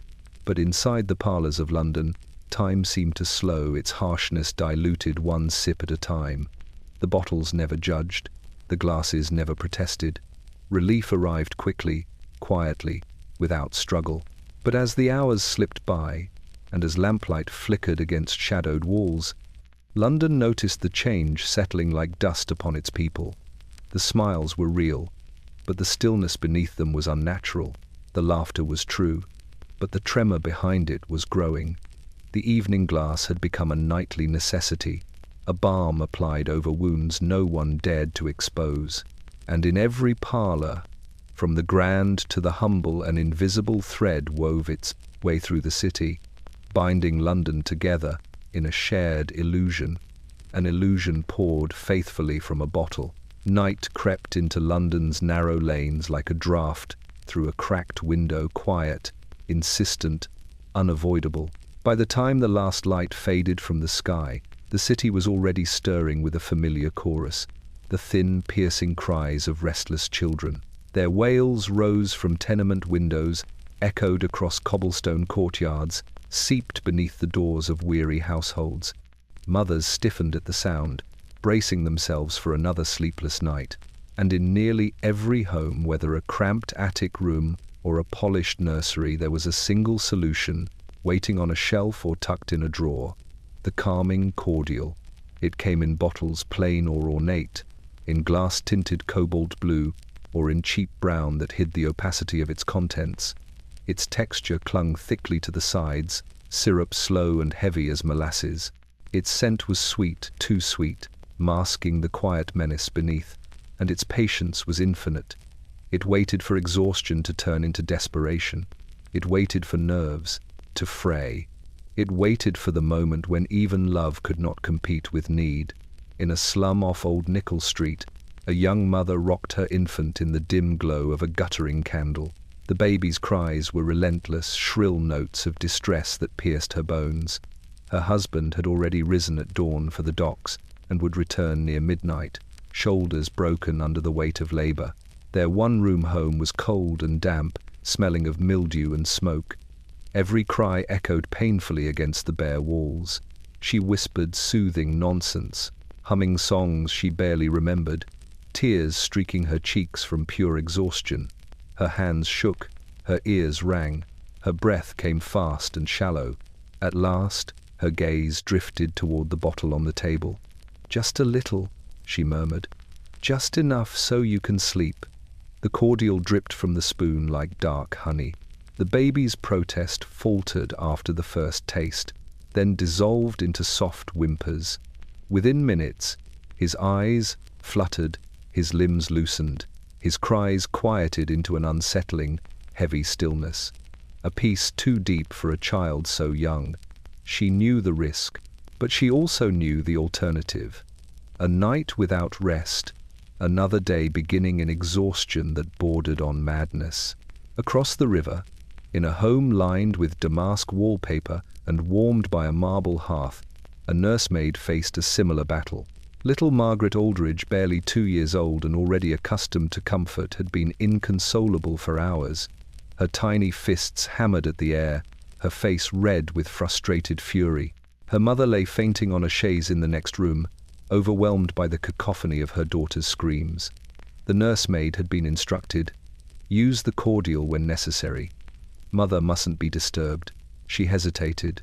She had seen the child too quiet after previous doses, sleeping deeply, unnaturally, her breaths shallow and slow. But expectation weighed heavier than conscience. With practiced hands she lifted the small glass bottle embossed with golden lettering. Margaret resisted at first, but the sweetness touched her tongue, and struggle gave way to lethargy. Her lashes drooped. Her breath softened. The nursemaid exhaled in relief, even as dread pooled somewhere deep in her chest. In every neighborhood, the pattern repeated. Teachers noticed classrooms strangely tranquil, children gazing blankly, quiet as dolls. Factory owners noted fewer tantrums among the youngest working boys. Neighbors whispered about infants who slept too often, too deeply. Midwives shook their heads and looked away. The cordials, once seen as miracles, were becoming silent thieves. They stole vitality. They stole innocence. They stole days of wakefulness meant for laughter, toddling steps, wide-eyed curiosity. And the city watched the transformation with chilling clarity. London's children moved through their little worlds half awake, their minds wool-wrapped, their bodies dulled. In the poorer districts, some failed to wake at all. Their mothers wailed in the streets, keening into the fog as constables approached with grim faces and led sympathetic doctors behind them. The official explanations varied: weak lungs, winter fevers, mysterious ailments. But the truth lingered like a ghost behind every cradle. The poison was administered by loving hands in the hope of saving sanity. In grand homes, the consequences were subtler. Children grew apathetic, detached, sometimes trembling in the mornings as the syrup withdrew from their blood. Yet their parents praised the peace, the stillness, the quiet. They mistook sedation for serenity, sleep for health. And London whispered beneath their windows, "This calm is not natural. This quiet is not mercy. This sleep is not innocence." Night after night, spoonfuls of syrup touched tiny lips. And night after night, the city felt the weight of a generation being gently pressed into unnatural hush. The cordials promised relief, but they delivered silence. And in that silence, something precious began to fade, something the city could never restore once it was lost. Fog in London had a life of its own. It did not simply lie upon the streets. It moved, breathed, slithered through alleys, and pressed against walls as though the city itself were exhaling its exhaustion. Gas lamps cut through it in trembling halos, their light struggling to hold shape against the shifting grey. The smell of coal smoke mingled with damp stone and the faint tang of the river, creating a scent that was both suffocating and intimate, a perfume no one could escape. In the heart of this mist, London's people walked like phantoms, their shadows stretched and distorted by flickering lights, their steps echoing softly against wet cobbles. Some walked deliberately, minds sharpened by tonics, nerve powders, or restorative syrups. Their movements were precise, almost unnaturally quick, as if they had borrowed energy from the very fog itself. Clerks from the city navigated streets with careful calculation, ledger books clutched beneath coat sleeves, their breath visible in small, misted clouds. Ladies in crinolines and velvet shawls glided along pavements, parasols dripping condensation, their eyes alert but far away, caught in a private rhythm induced by a sip or two of opium-laced tonic taken earlier in the parlor. Even children, tucked beneath coats too large for their small frames, stepped lightly, their minds dulled by calming cordials, yet their limbs obedient to a fog that seemed to guide them. In Whitechapel, a lamplighter made his rounds, his pole scraping the glass of gas lamps, releasing faint, yellow sparks into the fog. He could hear the city breathing beneath his boots. Footsteps quick and slow, shuffling, scuffing, uneven, punctuated by coughs that carried the grit of soot. From the alleyways, a mother's whispered lullaby mingled with the distant wail of a child soothed into unnatural sleep by syrupy mixtures, blending with the low groan of a drunk stagger homeward, arm around the lamppost, bottle in hand. London's soundscape was a strange symphony, pain softened, joy heightened, desperation masked by substances, invisible, yet potent. A gentleman from the West End walked briskly through this haze, his boots splashing in puddles, his cane tapping an irregular cadence. He had left a dinner party where coca wine had warmed his tongue, sharpened his thoughts, lifted his spirits. He felt sharper than he had in weeks, each step measured, deliberate, yet lighter than natural gravity would allow. London watched him in silence, noting the subtle tilt of his head, the bright, feverish gleam in his eyes. He was alive, yet partially untethered from the world beneath his feet, walking in a dream orchestrated by the tonics that coursed through his veins. In poorer districts, the fog wrapped around brick tenements and narrow stairwells, absorbing sound until footsteps seemed to float, untethered. Street vendors moved through it, carts rattling, voices raised in the sales of cheap remedies.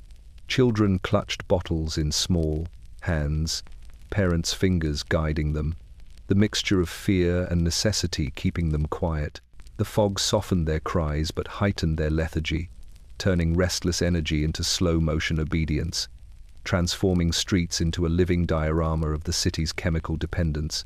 Bridges over the Thames were especially haunting. River mist mingled with city fog, turning the water to mercury in shifting reflections. Figures crossed slowly, bent against the damp, trailing coats wet as if absorbing the river itself. The glow of the lampposts fractured on the surface below, stretching and twisting with the movement of the tide. A man paused, tipping his hat to an imaginary companion in the mist. His mind was lively with tonic-fueled thought, yet the world seemed distant, and the fog seemed to whisper secrets he could neither speak nor understand. London, in its fog, was a city of double lives, awake yet asleep, active yet numbed, thriving yet slowly decaying. Every walk through its streets became a dreamlike passage, each step guided by chemical currents as much as by intent. The tonics, powders, and syrups had long ceased to be simple remedies. They had woven themselves into the city's very rhythm, shaping its motion, its sound, its silence, its breath.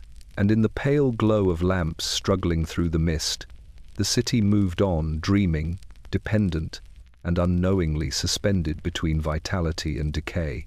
In the dimly lit parlors of Victorian London, melancholy was a companion as familiar as the faint smell of burning tallow.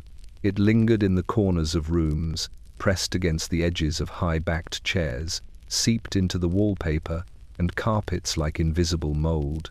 The city's inhabitants moved beneath its weight, their steps measured, their speech soft, as though the world itself had softened into sorrowful resignation. Yet, in this shadowed existence, a promise gleamed on every shelf, in every drawer, and in every chemist's shop window: the cure for melancholy. The cure came bottled, powdered, or mixed with spirits. Its colors shimmered in the gaslight: amber, green, ruby, or faintly cloudy with a mysterious opacity that seemed to hold secrets within. Its labels boasted promises in curling letters: restores joy and vitality for gentle minds overburdened by thought, a remedy for the heaviness of spirit. Even the names suggested elegance: Marlowe's elixir of cheer, Caldwell's restorative wine, Langford's nerve tincture. The language was soft, comforting, convincing. The inhabitants of London drank it, believing the promise, drawn by hope stronger than reason. In a townhouse near Kensington Gardens, a young widow named Beatrice clutched the small bottle against her chest, the liquid inside glowing faintly in the flicker of the fireplace. Her husband had been gone for months, lost to fever in a distant county, leaving her alone with 2 children and the crushing weight of societal expectation. Her eyes, once bright and restless, now carried the dull sheen of constant worry. She poured a small measure into a glass, inhaling its scent, sweet, earthy, with an undertone of something bitter, sharp, almost alive. Her fingers trembled, not from hesitation but from exhaustion too deep for words. She drank. The warmth spread through her chest like a small, secret fire, loosening the tight cords of sorrow wrapped around her ribs. Her shoulders eased. The gnawing emptiness softened. The children, sensing the shift, paused their games and looked toward her with quiet curiosity. For a moment, the world was lighter. The city outside, grey and dense, seemed less oppressive, less cruel. Meanwhile, Across the fog-drenched streets of Whitechapel, a young clerk named Harold returned from a 14-hour shift at the docks. His mind was clouded, his thoughts heavy, his body sore and stiff from labor that never ceased. In the dim glow of the lamplight, he uncorked a bottle purchased with the last few pennies he had earned. It was a small, nondescript vial, its contents bitter, thick, dangerous, yet promising the very relief he craved. He drank it quickly, savoring the artificial warmth, feeling the dull ache in his chest lift, if only briefly. For the first time that evening, his mind felt light, and he walked through the fog with a deceptive spring in his step.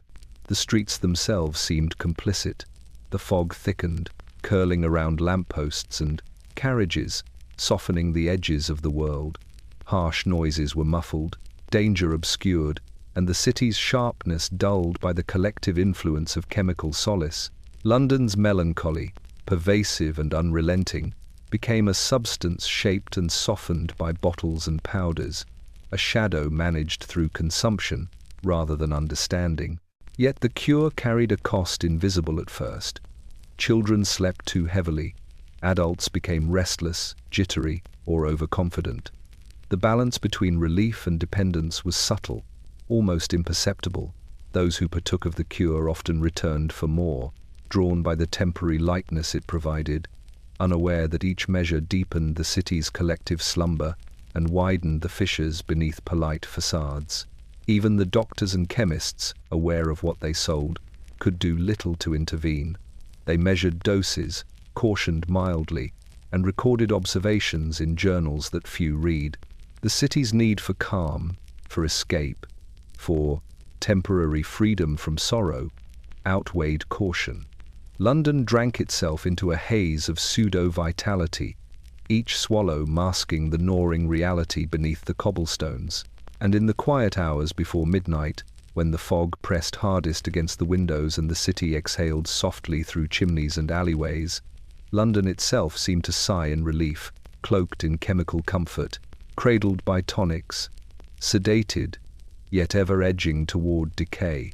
Melancholy had found its antidote, and in doing so, had quietly multiplied itself.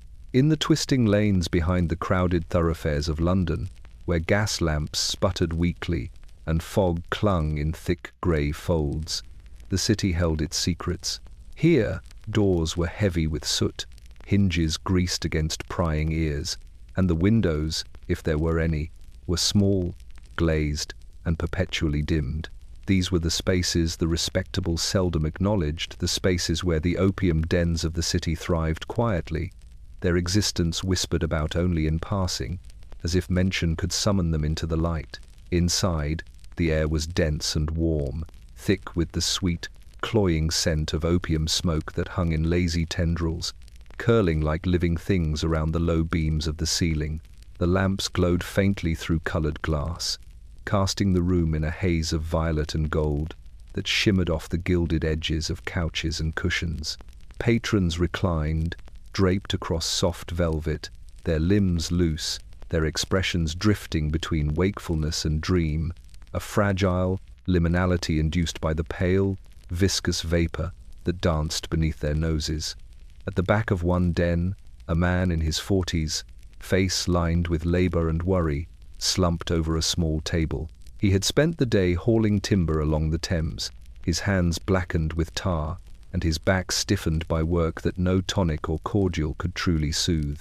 A dealer slid a pipe across the table, the dark resin catching the faint glow of a gas lamp. The man inhaled deeply, the smoke curling into his lungs and spiraling through his veins. His mind loosened from the day's rigidity, the rigid calculations of survival. The sharp edges of hunger and fatigue blunted into a muted haze. Nearby, a group of young women sat huddled together, each cradling a long pipe like a talisman. Their dresses were simple, their faces pale, but their eyes shimmered with a strange luminosity. The smoke filled their mouths and throats, carrying with it a sweetness that blurred thought, dissolved worries, and created a fragile calm. They whispered softly to one another, voices low and melodic, as though speaking too loudly might break the spell. Laughter trembled on the edges of their lips, but it was a delicate, half-formed sound, more a sigh than amusement. Above, the ceiling timbers creaked in rhythm with the city outside, the fog pressing against the windows like fingers, the distant echo of carts on wet cobbles vibrating through the floorboards. London itself seemed to lean in, listening to the soft hiss of inhaled vapors, the quiet murmurs, the subdued sighs of relief. It understood this city's hidden arteries better than its planners or magistrates ever could, the subterranean veins where men and women sought solace from exhaustion, hunger, grief, and anxiety. In the corner, a clerk who had spent the day in a crowded office, eyes red from ledger columns, leaned back into a cushion and exhaled smoke. His heartbeat slowed, a rhythmic lull after the relentless pace of the day. He felt lighter, yet tethered to nothing tangible, floating in a half-conscious dream world that opium made tangible, yet impermanent. Around him, patrons shifted similarly, some nodding gently into deep, unnatural slumber, others tracing patterns in the smoke with fingers that trembled with the remnants of tension.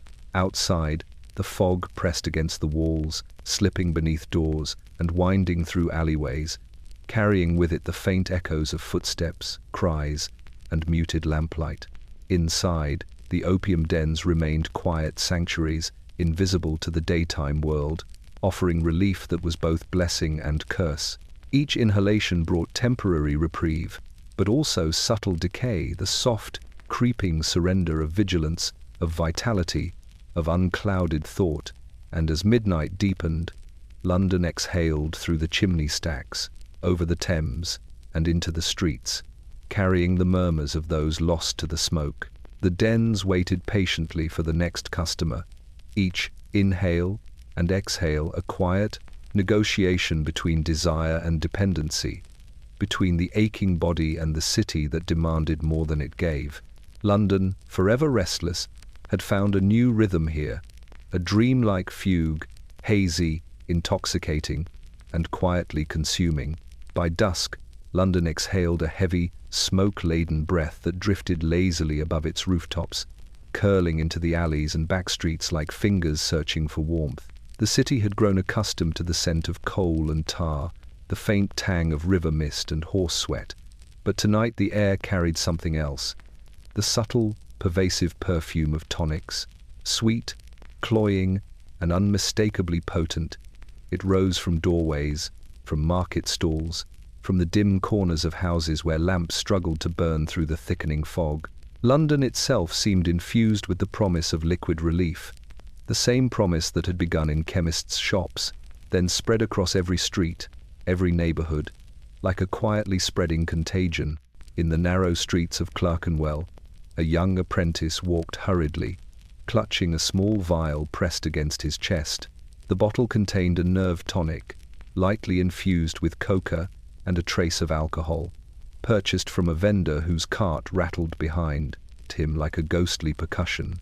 He paused under the faint glow of a gas lamp, inhaling the scent of the syrup, and felt the stiffness of his limbs ease. The ache of overworked muscles dissolved slightly. The fog pressed against his coat, carrying with it distant sounds. A dog's bark, a carriage wheel clattering against stone, the muffled cough of a passerby. London moved around him in waves of shadow and light, each breath carrying the tonic's promise further into the streets. A few blocks away, in a cramped home above a fishmonger's shop, a mother poured a spoonful of restorative syrup into her son's tea. He had spent the day running errands, shivering in the fog, his small frame thin from hunger. The syrup smelled sweet and medicinal, clinging to the back of the throat and spreading warmth to the chest. As he drank, his shoulders eased, his eyes brightened slightly, reflecting the faint glow of the lamp above the table. The mother exhaled, her hands trembling less as the first calm of evening settled over her. But the relief was fragile. She knew, instinctively, that tomorrow he would need another dose, as would she. The tonics flowed through all quarters of the city. In Soho, men and women leaned against market stalls, bottles pressed to lips, faces softening into temporary clarity. In Islington, A widow poured a draught for herself before settling by the window, watching the fog snake across the rooftops. She sipped slowly, tasting the faint bitterness. The subtle burn that promised more than comfort, it promised escape, even if fleeting. Children in back alleys clutched small, diluted bottles, traded surreptitiously, drinking in relief as easily as water. London's nights had begun to pulse with this quiet ritual, a rhythm of dependency almost indistinguishable from life itself.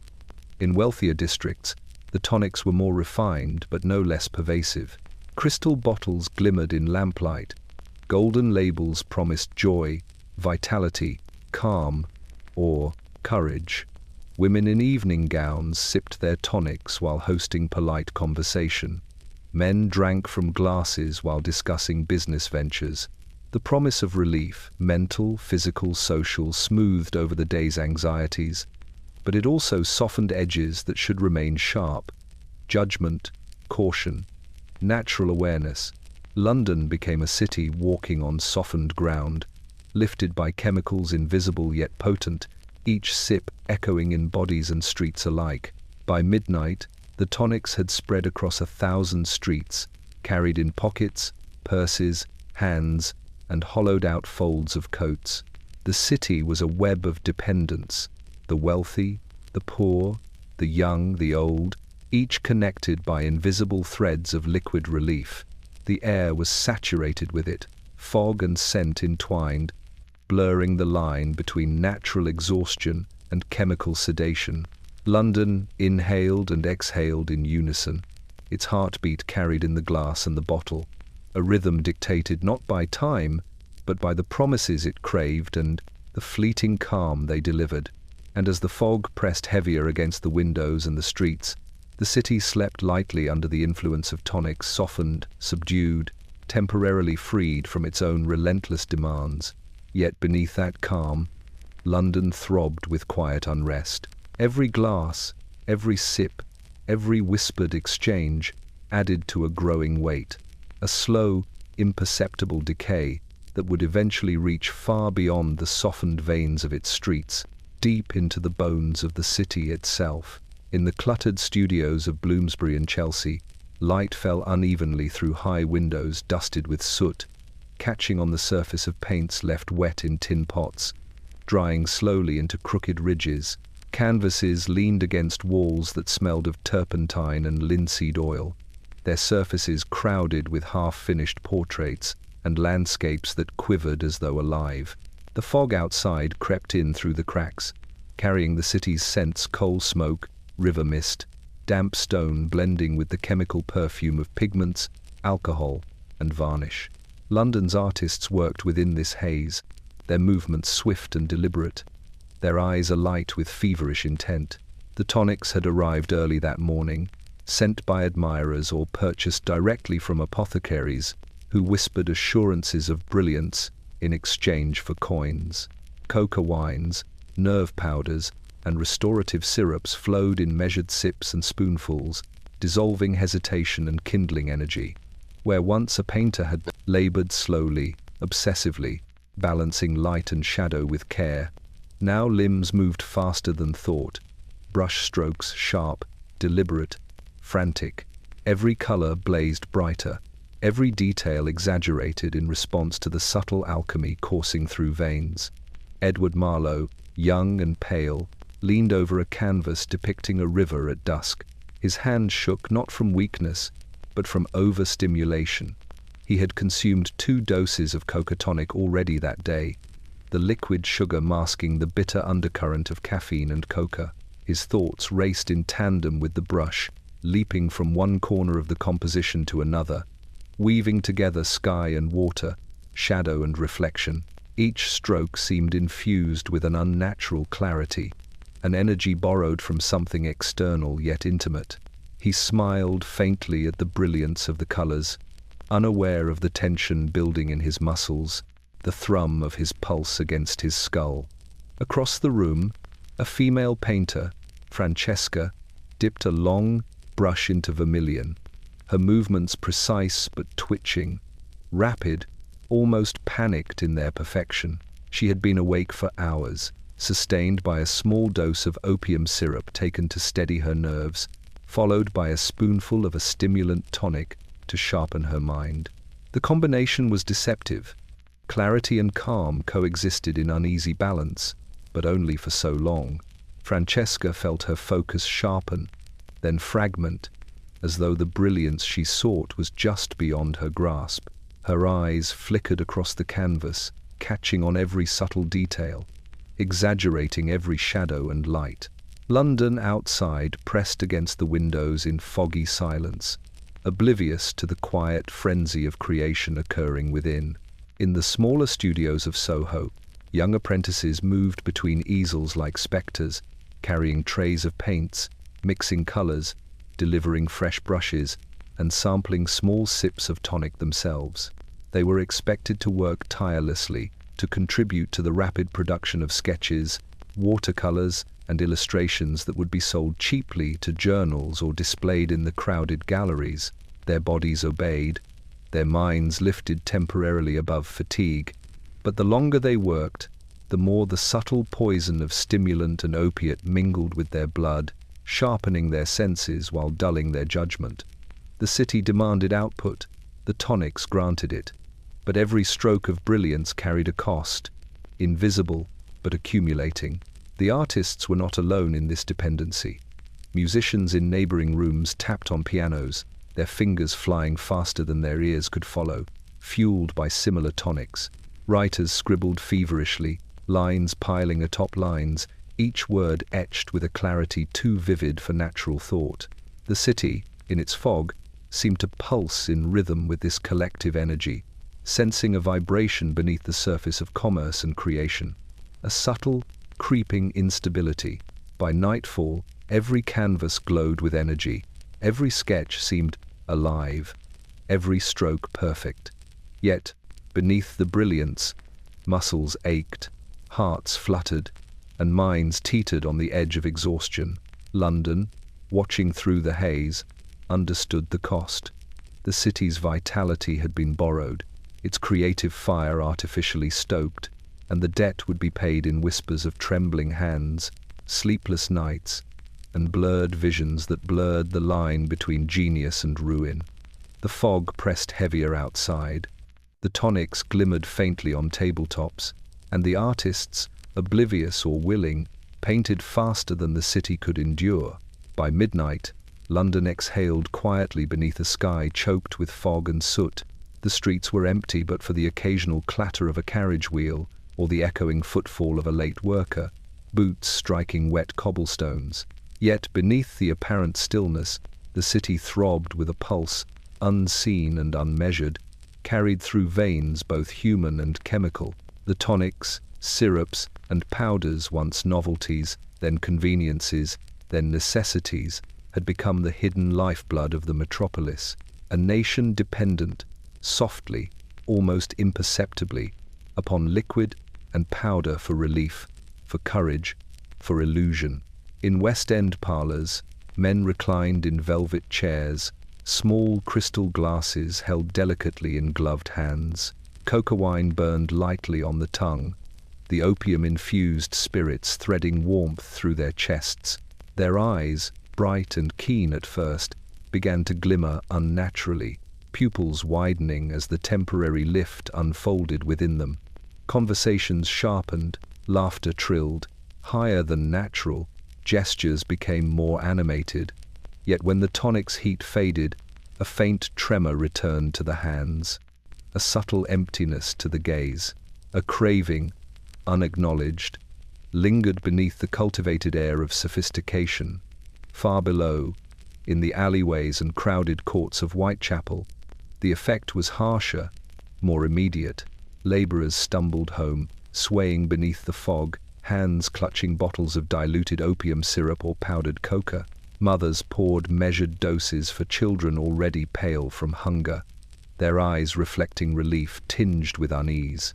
Apprentices and errand boys walked faster than their limbs ought to allow, hearts pounding beneath ribs thinned by toil. The cheaper mixtures, rougher, inconsistent, unpredictable, drove the city's poorer districts into a rhythm dictated by dependency. Each swallow softened the day's exhaustion while sharpening the need for the next. Even in hospitals, the phenomenon was palpable. Doctors observed it silently, noting a pattern that no statistics could yet capture. Patients arrived in states of agitation or sedation, their symptoms not purely illness, but a chemical negotiation with their own bodies. The tonics, administered by loving hands or clandestine vendors, had left traces that physicians could measure in pulses and tremors, but not in the quiet, creeping surrender that stretched through London like a shadow. The city itself seemed to understand the pattern better than any practitioner, sensing the invisible dependency that united parlor, alley, and workhouse in its quiet dominion. The hidden addiction was subtle. Families might not realize that the small spoonfuls of syrup, the casual glass of tonic, the powders taken for nerves or wakefulness, were creating a rhythm more powerful than routine. Children lulled into sleep, laborers energized through exhaustion, clerks made brilliant by stimulants, artists driven by tonics. All were participants in a network of unseen influence, a silent orchestration shaping bodies, minds, and streets alike. London's fog seemed thicker in response, coiling through streets and over bridges as though breathing with the city, carrying the faint, sweet odors of coca, opium, and alcohol into every crevice. In a small kitchen above a bakery on Drury Lane, a mother held her infant with hands trembling from fatigue and cold. The baby slept deeply after a dose of syrup, undisturbed by the distant clang of carts or the muffled laughter from the street below. Relief mingled with guilt, satisfaction threaded with foreboding. The mother knew, if only faintly, that the quiet would not last, that dependency had quietly claimed a small corner of her household, and in the drawing rooms of Mayfair, the same pattern unfolded with more subtlety, but no less potency. Gentlemen sipped tonics to steady the mind, ladies imbibed elixirs to lift nerves and brighten moods. Laughter, conversation, and composure were sustained by chemical assistance, the illusion of vitality masking the creeping necessity. The glow of lamplight made the tonics shimmer like jewels, and the city exhaled with their users, silent and complicit. London, at once glowing and suffocating, had become addicted to its own remedies. The city's pulse no longer depended solely on commerce, work, or ambition. It was intertwined with every swallow, every sip, every carefully measured dose, and the nation, though unaware, was quietly surrendered to the invisible empire of its tonics, syrups, and powders, a population lulled into compliance, sustained by chemical mercy, and slowly, inexorably, reshaped from within. London had learned to move with caution in the small hours of the morning, when the fog wrapped itself around the city like a heavy, damp cloak, and the gas lamps flickered with hesitant yellow flames. The streets, slick with rain and soot, seemed unnaturally still, yet the quiet carried with it an undercurrent of unrest. Footsteps echoed more sharply, doors closed with careful deliberation, and windows, half shuttered against the chill, rattled in the faint wind. Beneath this seeming calm, the city throbbed with the invisible residue of its nightly indulgences, tonics sipped, syrups swallowed, powders inhaled, all carrying promises that weighed heavier than the bodies who consumed them.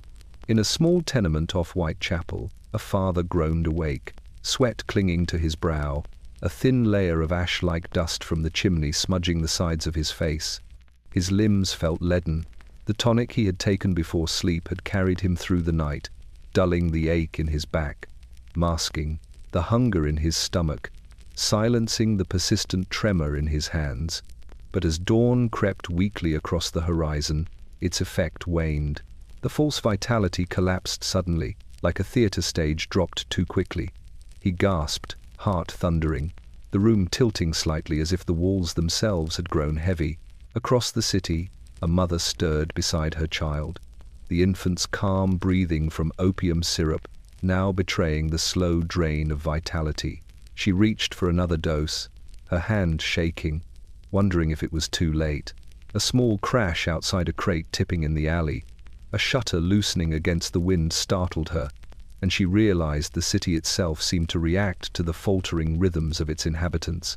Every street, every corner, held another quiet consequence. Bodies pushed past endurance, nerves straining, hearts fluttering too fast or stalling, minds teetering at the edge of coherence. In wealthier districts, the crashes were subtler, almost elegant.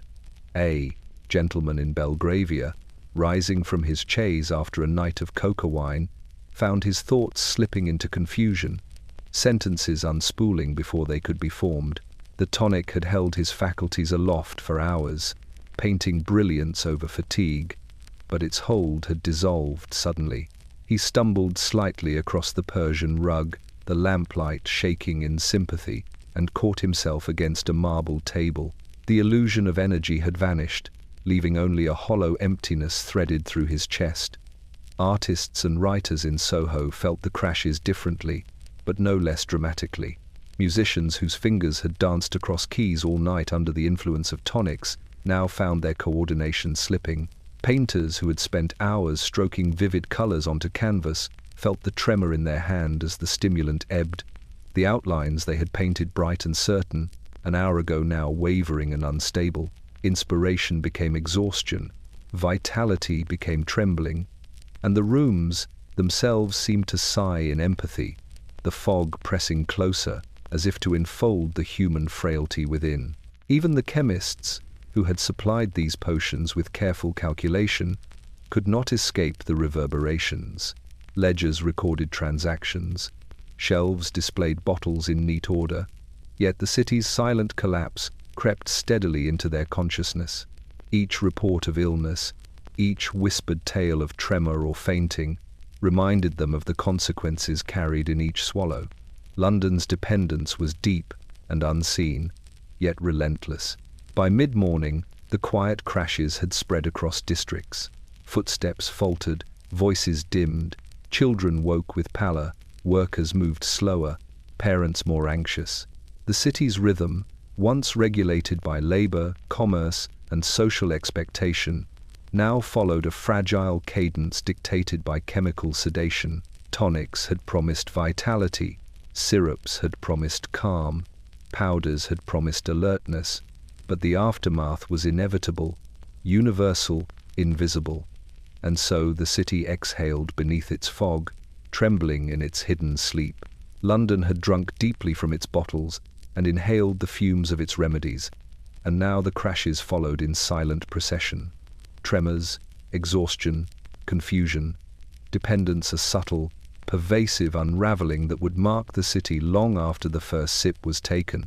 In the offices that stretched like labyrinthine tombs through London's business districts, the clerks rose early and departed late, their lives measured in ink, ledger pages, and the ticking of clocks that seemed to grow louder as the fog pressed against the windows.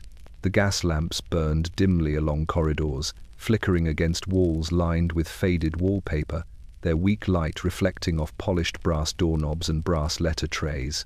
Outside, fog lingered, curling around corners, curling around boots and carts, suffusing the city with a chill that seeped into bones before it reached the soul. Inside, the clerks endured, day after day, their pale faces lit by the muted glow of flickering lamps, and their eyes grew red.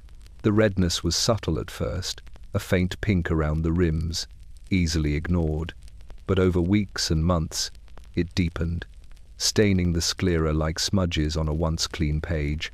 The cause was whispered in half-recognized terms: tonics taken for vigor, powders taken to sharpen the mind, syrups swallowed to calm the persistent thrum of anxiety, coca leaves dissolved in spirits, laudanum and opium mixed with sweetened water.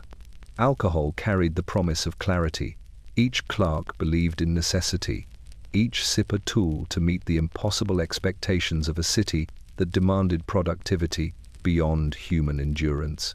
Jonathan Harker, a junior clerk in an insurance office near Fleet Street, sat hunched over his ledger, the edges of the page curling under his ink-stained fingers. He had been awake for nearly 20 hours, surviving on a thin breakfast of bread, tea, and a small measure of restorative tonic provided by a visiting apothecary. The liquid had warmed his chest and lifted his spirits enough to endure the early accounts. Yet now, as evening fell, the fire it had kindled faded. His eyelids burned, the redness in his eyes deepened, shimmering unnaturally in the lamplight. He rubbed them, tasting the faint bitterness of cocaine on his tongue, feeling the tremor in his hands that the tonic had failed to soothe. Around him, the office was quiet save for the scratching of pens, the occasional clearing of throats, and the steady murmur of gas burners.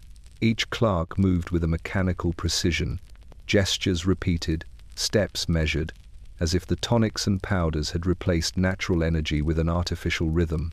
The fog outside pressed its damp hand against the glass, muffling the distant sounds of street life, carts rattling over wet cobbles, shouts from market vendors, the whine of horses tired from hauling goods. Inside, London's heartbeat was mirrored in the trembling pulse of its clerks, synchronized through chemical dependency, through exhaustion, through the persistent pressure of labor that never ceased. The red eyes were more than fatigue. They were symptom, indicator, warning etched plainly upon the human canvas.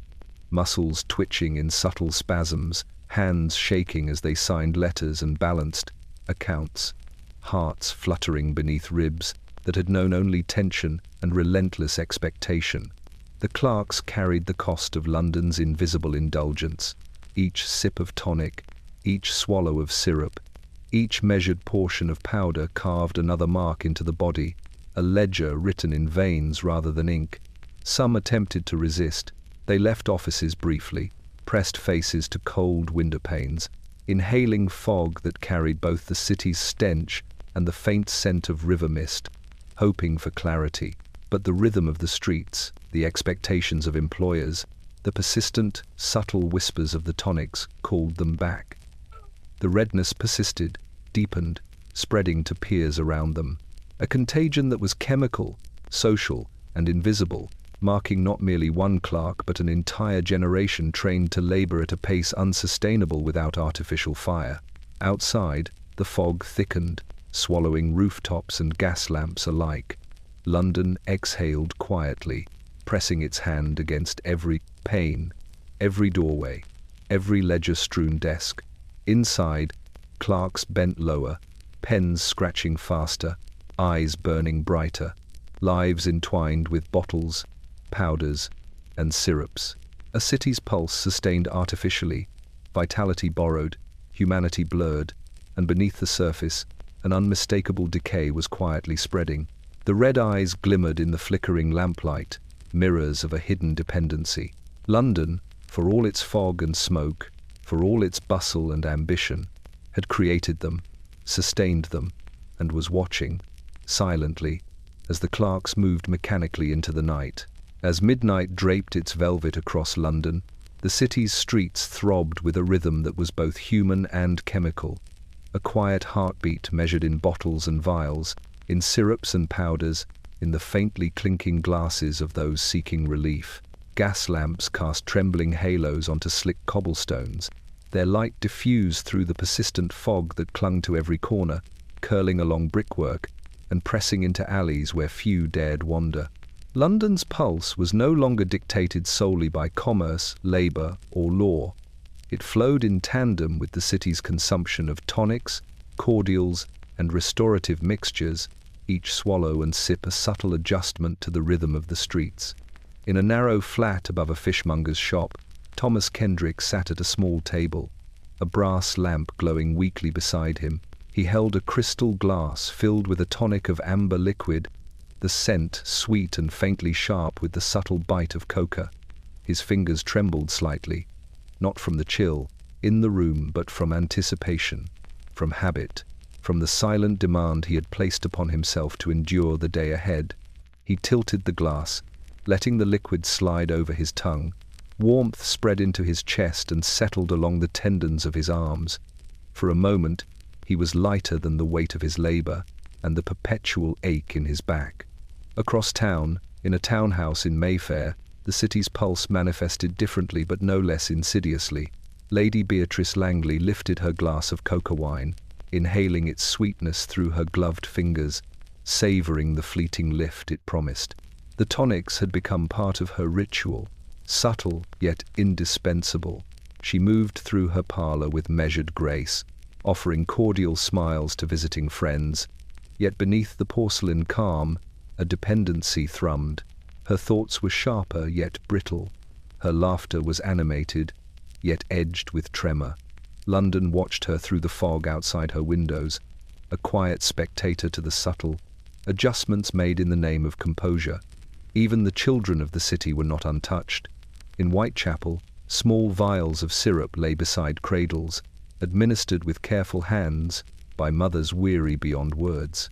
The infants slept, unnaturally deep, their breaths softened, the cries silenced. Relief came at a cost, invisible to those who administered it. London's pulse moved beneath them, unnoticed but tangible, shaping the rhythm of infant lungs, of young hearts, of entire households. The city's arteries were filled with more than blood. They carried substances that manipulated the tempo of life itself. The markets of Soho hummed quietly, carts rattling along wet stone, vendors offering tonics, powders, syrups, and bottles of opulent liquids. Faces gleamed with the pale luster of chemical stimulation, eyes wide with borrowed energy, bodies moving with a mechanical precision, heightened by stimulants. Conversations hummed with unnatural clarity. Movements carried an almost frenzied exactitude. London's fog pressed against their windows, carrying the sense of soot, sweet tonics, and damp river water into their lungs, merging human desire with chemical influence, binding city and inhabitants in a fragile, artificial symbiosis. In hospital wards, the pulse was quieter but no less present. Surgeons and physicians observed trembling hands, rapid hearts, dulled consciousness. Patients arrived with symptoms induced by their own remedies: overstimulation, sedation, dependence, but few recognized the pattern. The city, in its fog and gaslight, observed nonetheless. It felt the cumulative effect of the tonics, the syrups, the powders, the very substances that promised relief. London's pulse had become a composite of every sip, every swallow, every measured dose. It was a pulse both vital and precarious, sustained artificially by the very citizens it carried. By the time the night deepened, London's heartbeat was audible only to those who knew how to listen. The center's quiet thrum beneath street lamps, the faint tremor in a mother's hands, the fluttering pulse of a clerk's veins, the slow, careful inhalations of a child soothed into unnatural sleep. The city had become its own organism, maintained by chemical ritual, addicted to its own remedies, and teetering at the edge of exhaustion. Its pulse flowed in liquid now, coursing invisibly through the arteries of streets, homes, and hearts alike, a quiet testament to a dependence no law, no moral, and no vigilance could yet disrupt. London breathed in unison with its citizens, a living entity guided by tonics, syrups, and powders, its heartbeat rising and falling with every glass lifted, every bottle emptied.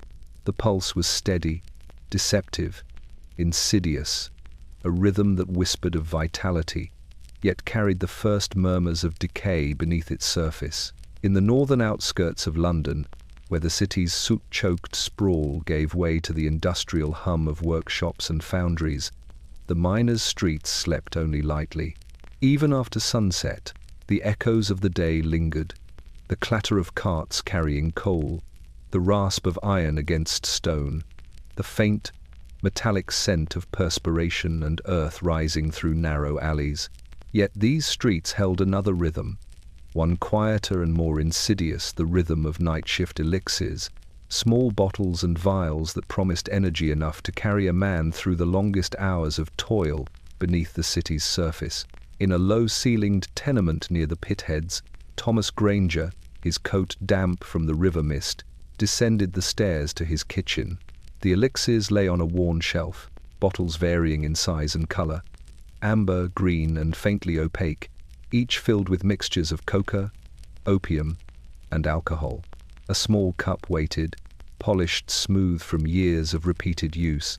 Thomas poured a dose, carefully, inhaling the sweet, pungent aroma before tipping it to his lips. The bitterness struck first, sharp against the tongue, but it quickly dissolved into warmth that threaded through his veins. Muscles stiff from long hours of hauling coal eased, joints that ached from endless repetition softened, and the dull thrum of fatigue ebbed, replaced by a sharp, buzzing awareness. Outside, the fog pressed against windows and street lamps alike, curling in to mingle with the smell of coal and smoke.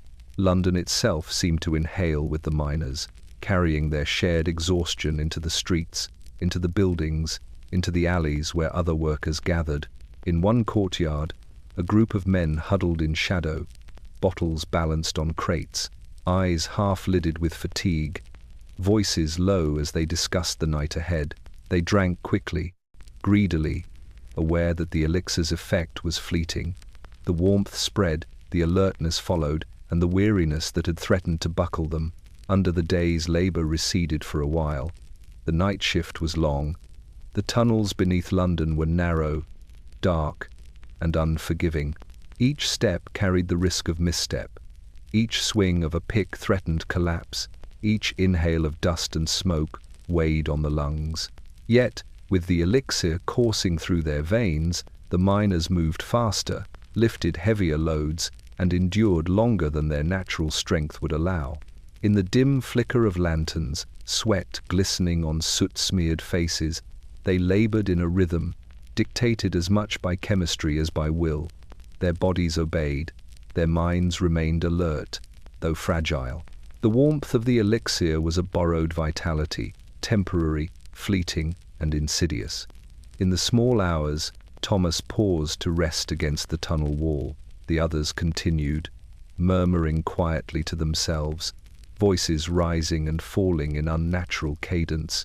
The fog above ground thickened, settling into the alleys, pressing against windows of homes where wives and children slept uneasily.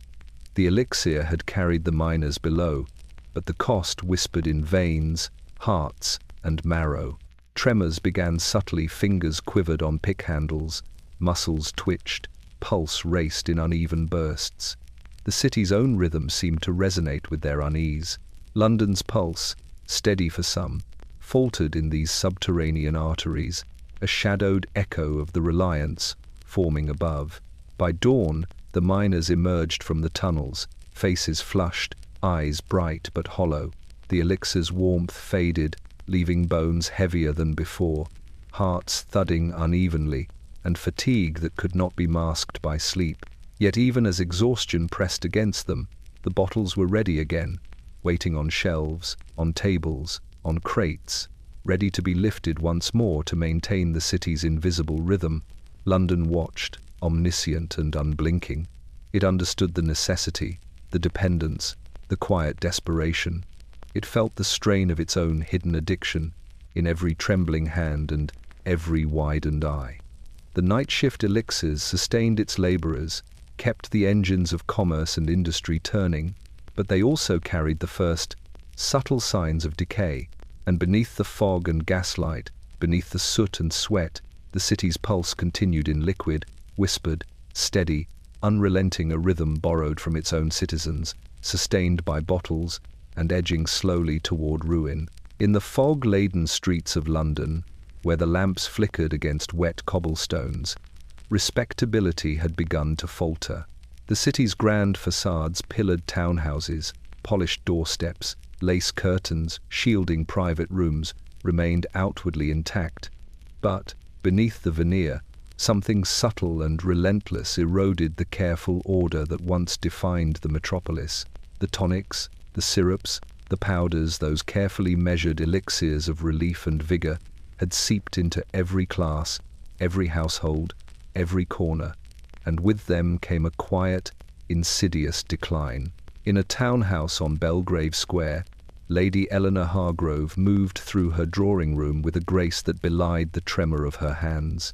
Her silk gloves fit snugly over fingers that had begun to shake faintly from repeated use of nerve tonics.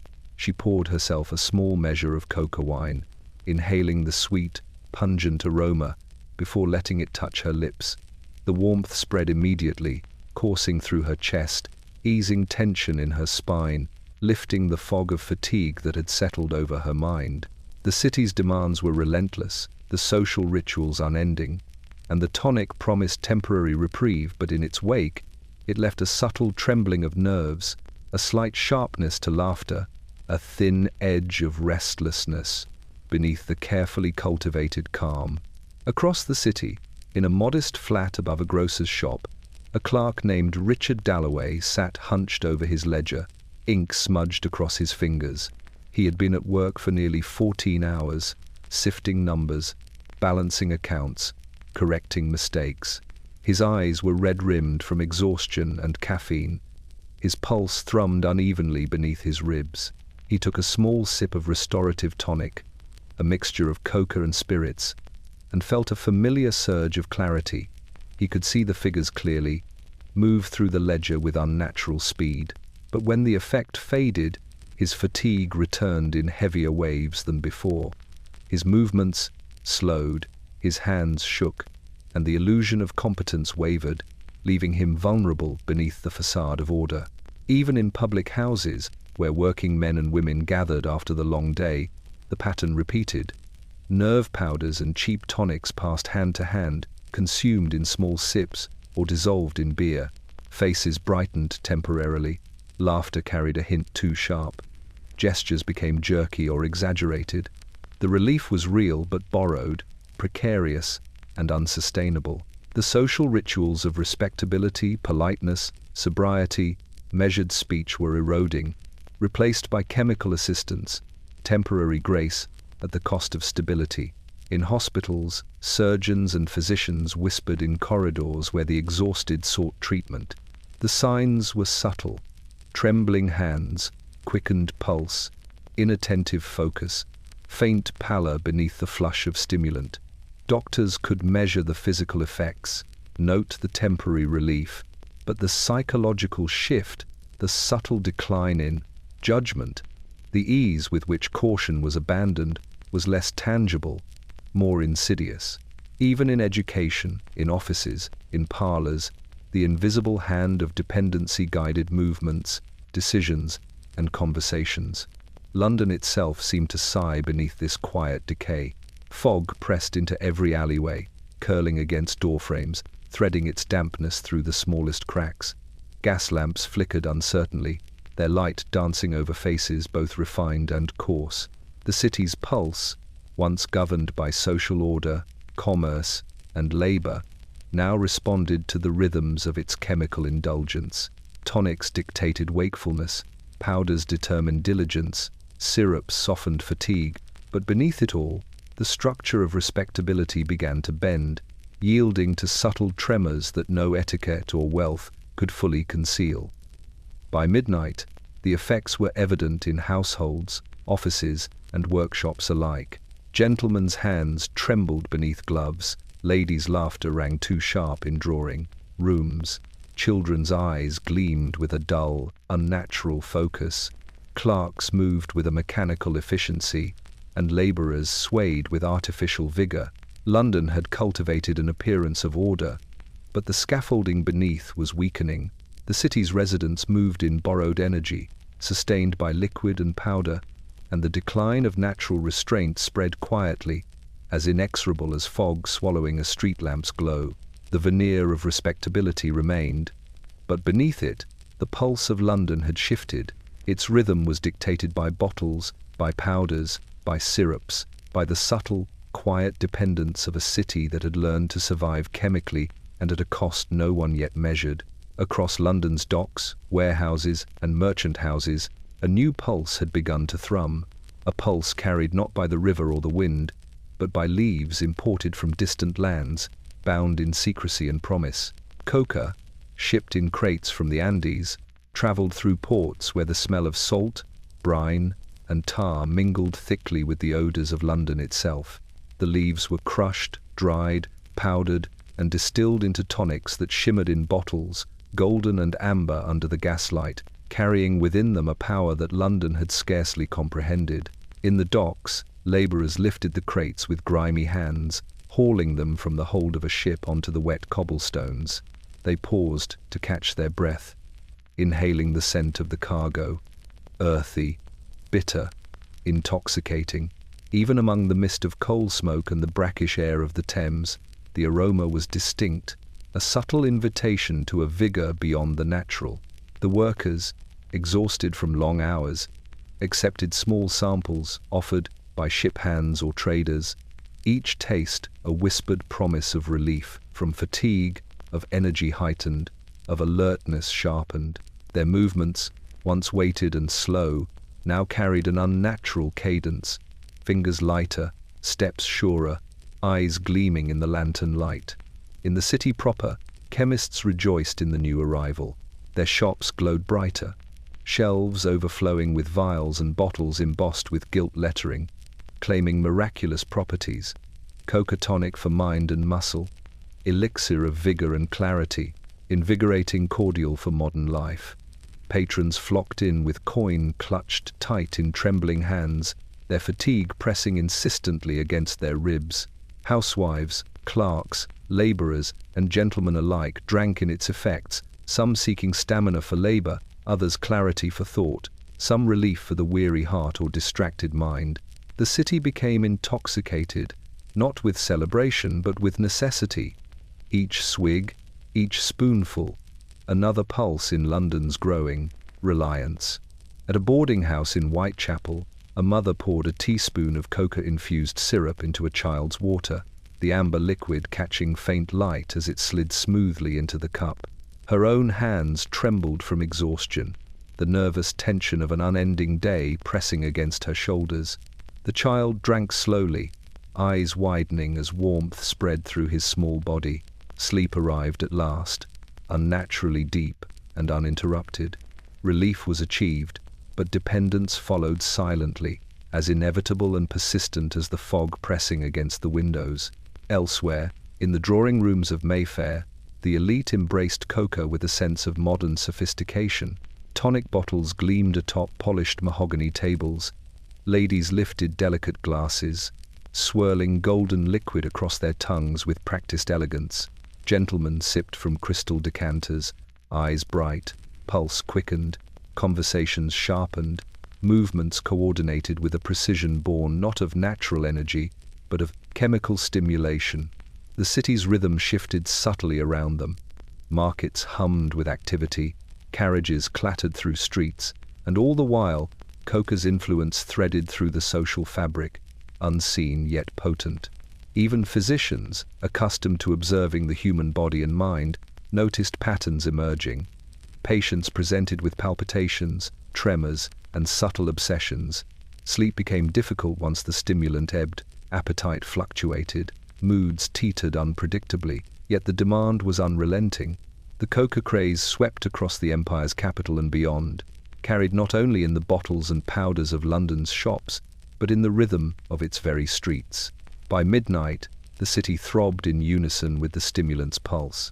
Children slept deeply in tenements, clerks labored mechanically in offices, laborers moved with the unnatural precision of chemical augmentation, and the elite flourished in artificially sustained vigor. London, ever watchful, understood the implications. Energy borrowed, productivity heightened, consciousness subtly reshaped. Its pulse, no longer entirely natural, had become a compound of commerce, fatigue, and chemical influence. A subtle, quiet dependency weaving itself into every corner of the empire's beating heart. The coca leaves had arrived, unseen but undeniable, and with them, London's hidden addiction deepened, threading through fog, smoke, and shadow, carrying the promise of vitality and the inevitability of quiet decay. In the dim, gaslit corridors of London's boarding houses, a quiet despair had taken root, unseen by most but palpable to those who dared observe the faint tremor of existence. The buildings themselves seemed to bow beneath the weight of fog and soot, their stairwells narrow and steep, floors worn uneven by the shuffle of countless feet. Windows were small, shuttered against the wind, sealing interiors from the city's damp chill. Within these rooms, Lives ebbed and flowed with the rhythm of substances, each occupant dancing upon the thin edge between relief and ruin. It began with the familiar rituals, a spoonful of syrup to quiet a child's persistent wails, a measured sip of coca tonic to sharpen a clerk's weary mind, a small powder for a laborer whose muscles had grown heavy from endless work. The elixirs were promises, tangible in their warmth and sweetness, delivering calm or vigor, courage or clarity, and, for a time, they held. Even the poorest tenants could feel the effect, the ache of fatigue retreating beneath the temporary succor of chemical intervention. The city outside remained indifferent, fog curling beneath gas lamps, blending smoke and mist in one thick exhalation. But the effect was deceptive. The first deaths were subtle, almost unnoticed. A miner failed to rise after a long night of labor, his body slack, breath shallow. A seamstress's hand fell from the hem she had been sewing. Her chest rose and fell too slowly for concern at first. Children slept deeply, unnaturally, eyes half-lidded, faces pale beneath the faint flush of syrup's warmth. The causes were whispered cautiously. Exhaustion, illness, coincidence. But the pattern unfolded like shadows across the city's consciousness. In one boarding house off Commercial Road, a young woman named Lydia awoke to find her neighbor, Mr. Whitcomb, still in bed, still as a slab of cold stone. She had passed him the tonic hours before, a cordial to steady the nerves frayed by a day of clerical labor.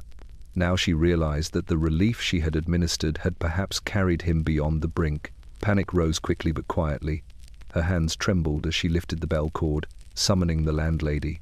Outside, fog pressed against the panes, carrying with it the distant echoes of carts and footsteps, indifferent to the private catastrophe. The landlady, a woman whose life had been spent mediating between exhaustion and economy, arrived, her expression practiced but tense. She noted the signs: slight pallor of skin, unnatural stillness, faint scent of opiates lingering in the room, and quickly realized the truth. Another soul claimed silently by the bottles that lined the shelves, another life drawn into the quiet decay that had become the city's hidden companion. She whispered a prayer, then moved to warn others, though fear kept the warnings soft and indirect. The tonics, the syrups, the powders, gentle in appearance, devastating in effect. Elsewhere, the pattern repeated. Children and adults alike succumbed, often quietly, always unnoticed until the morning. A faint breath in a crib, a trembling hand across a ledger, a corpse discovered behind a closed door. The city's dependence on chemical relief had become a series of silent tragedies. Apothecaries continued to supply, chemists continued to calculate doses, families continued to trust, and London's pulse carried the invisible toll, steady and relentless. By midnight, the boarding houses, like the rest of the city, held the weight of countless quiet deaths. Fog pressed heavier against windows, gas lamps flickered with uncertain light, and the streets carried the echoes of lives measured and maintained by substances that offered comfort at the cost of vitality. The city exhaled slowly, thick with smoke, mist, and the unspoken presence of those who had slept too deeply, too permanently. London had discovered its own shadow, the hidden cost of relief, the silent deaths, the quiet decay that threaded through every room, every bottle, every life. And through it, the city learned that salvation administered in small doses could become its own undoing. By the pale, reluctant light of dawn, London exhaled a fog that hung low, pressing against cobblestones and gas lamps alike. The city, once bustling with relentless motion, seemed suspended in a brittle pause, a fragile interlude between chemical stimulation and exhaustion. Across every district, from the soot-darkened tenements of Whitechapel to the polished streets of Mayfair, the effects of the tonics, cordials, and powders lingered, subtle yet undeniable. For decades, the city had relied on these elixirs to propel its people through labor, social expectation, and endless obligation, but now, in the quiet hours before the morning, the true cost began to assert itself.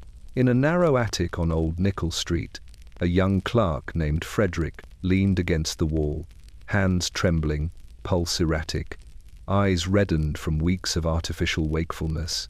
The tonic he had taken before sleep had granted clarity and vigor, its warmth threading through his veins like liquid sunlight.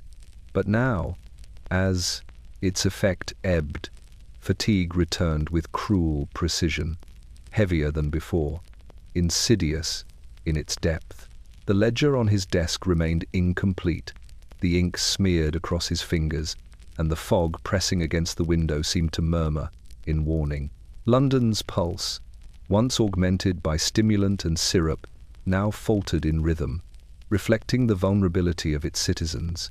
Across the river, in a townhouse lined with velvet curtains and polished mahogany, Lady Beatrice rose from her chaise, coca wine glass empty at her side.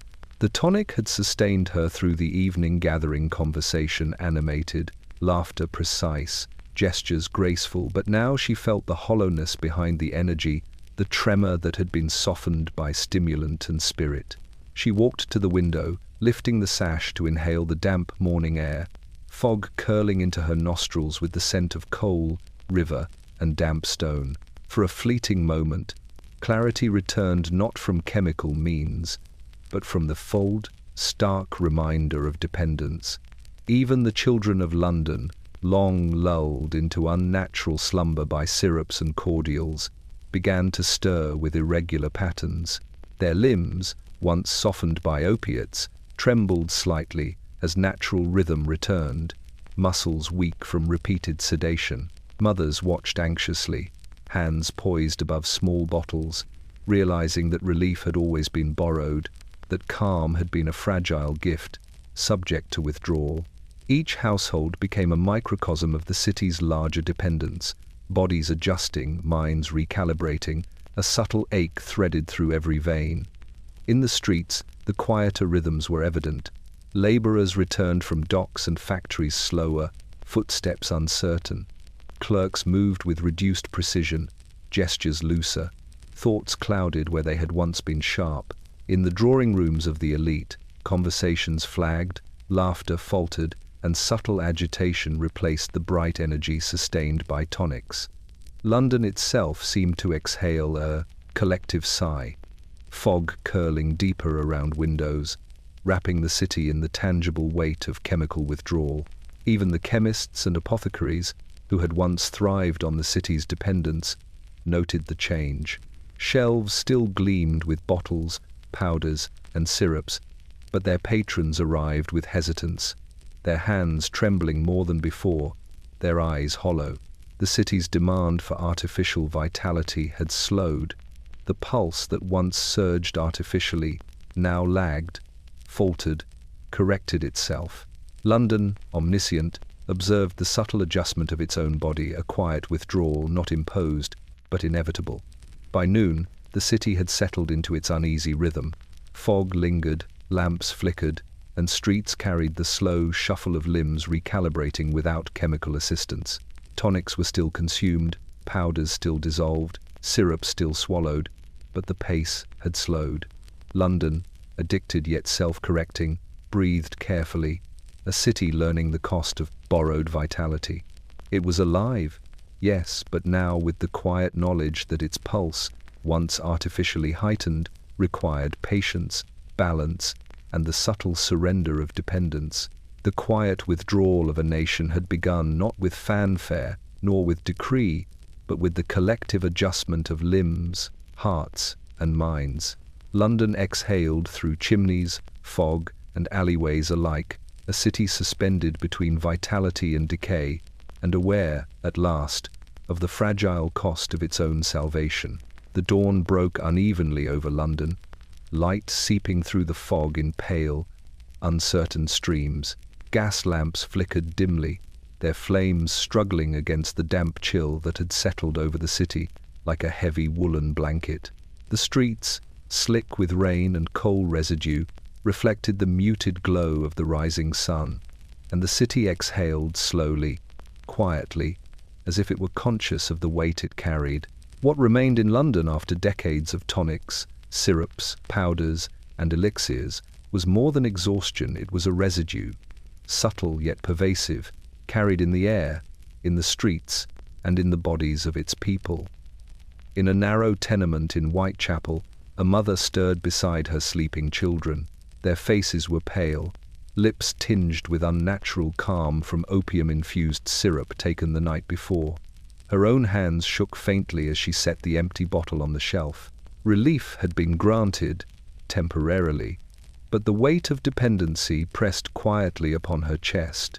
Each child's breath, slow and deep, carried a trace of sweetness and chemical sedation, a reminder that the calm had come at a cost. She glanced out the window into the grey fog that pressed against the street, aware that the neighbourhood itself seemed to inhale with its inhabitants, sensing their reliance on substances both comforting and corrosive. Across the river in Holborn, a clerk named Edward prepared for the day ahead. His eyes, reddened from nights of stimulant tonics and sleepless labour, scanned the ledgers before him with mechanical precision. He could work longer, think faster, and maintain an appearance of diligence and clarity. But beneath the surface, his body betrayed him. Hands trembled imperceptibly, heartbeat fluttered in uneven pulses, and a low, persistent ache gripped his shoulders. The bottles he had relied upon for years left traces that no ledger could record. Subtle dependence, fatigue masked by chemical intervention, and the quiet erosion of natural vitality. Even the rascent elite were not untouched. Lady Henrietta Langley rose from her chaise, coca wine glass empty at her side. The tonic had carried her through a night of social obligations, discussion, and entertainment, but now the absence of its warmth left a lingering tension beneath her composed facade. She moved with careful grace through her parlour, touching the bottles on the sideboard as if seeking reassurance. London itself seemed to note her movements, fog curling along the windowpanes, carrying the faint scent of spilled spirits and perfume, a subtle reminder that the city's dependence had infiltrated even the grandest homes. On the docks, the labourers emerged from their long shifts, muscles sore, backs aching, eyes glazed faintly from the stimulants that had carried them through the night. The smaller containers, cheap mixtures, opium-laced syrups, powders purchased with meagre wages, were emptied or replaced for the next cycle, leaving traces of consumption on hands, clothes, and the very air they breathed. Even the smell of coal, salt, and river water carried the faint residue of elixirs, the lingering sweetness of substances designed to keep bodies upright and minds sharp beyond natural endurance. Across the city, apothecaries and chemists noted the pattern in silence. Shelves still gleamed with bottles, tins, and flasks, but the people who once relied on them moved slower, trembled more, or arrived with nervous hesitancy. Dependency had become woven into the fabric of London, a quiet, invisible inheritance left behind by the very substances meant to ease life. The city's pulse, once sharpened by chemical assistance, now carried a residual lag, a subtle adjustment to the collective reliance of its inhabitants. By midday, London exhaled through its chimneys, its alleys, and its docks. The fog pressed against the buildings like a reminder of what had been lost and what endured. The bottles empty, half-empty, or waiting on shelves spoke of temporary reprieve, quiet indulgence, and the unrecorded toll of dependence. They left behind more than relief. They left behind tremors in hands, hollows beneath eyes, fatigue hidden beneath composure, and a city gradually learning the weight of its own salvation. And London, as ever, moved on its pulse, still alive, still dependent, still shadowed by the legacy of the bottles it had embraced, a quiet testament to a population held in thrall by sweetness, relief, and the subtle decay of vitality. By late morning, the city of London exhaled its fog in slow, curling tendrils, pressing it into alleys, courtyards, and the narrow corridors of its countless homes. It was a fog thick with coal smoke, river mist, damp stone, and the faint, sweet residue of tonics, syrups, and powders, lingering like the whisper of a forgotten ritual. Though the streets appeared bustling, alive with commerce and purpose, the city carried a pulse that had begun to falter subtly. The signs of decline were so minuscule, so quietly insidious, that only those attuned to the rhythm of exhaustion and chemical indulgence could perceive them. In a townhouse in Bloomsbury, the servant Mary noticed it first. As she dusted the drawing-room mantel, she saw her mistress's hands tremble slightly when arranging the bottles of coca wine and restorative tonic along the polished tray. Lady Beatrice's fingers, though gloved in fine white lace, quivered faintly with each movement. A visitor to the home, casually observing, might have dismissed it as fatigue, a quirk of posture, or the chill in the air. But Mary had watched the household for years. She recognized the subtle tremor, the first whisper of dependency creeping into lives once guided by strict propriety. Across the city, in the cramped offices of a shipping clerk, a similar phenomenon manifested differently. Edward Haynes, who had once been meticulous in ledger work, began miscalculating sums in ways imperceptible to his superiors. A slight hesitation in pen strokes, a subtle smudge of ink, a fleeting lapse of attention, these were the minuscule signs of decline. They were invisible to the bustling world outside the office windows, where carriages rattled over wet stone and street vendors hawked their wares. Yet inside, London's dependence upon tonics and stimulants was leaving its mark, silently eroding the discipline and vitality of those who had long relied on chemical aid to meet the city's relentless demands.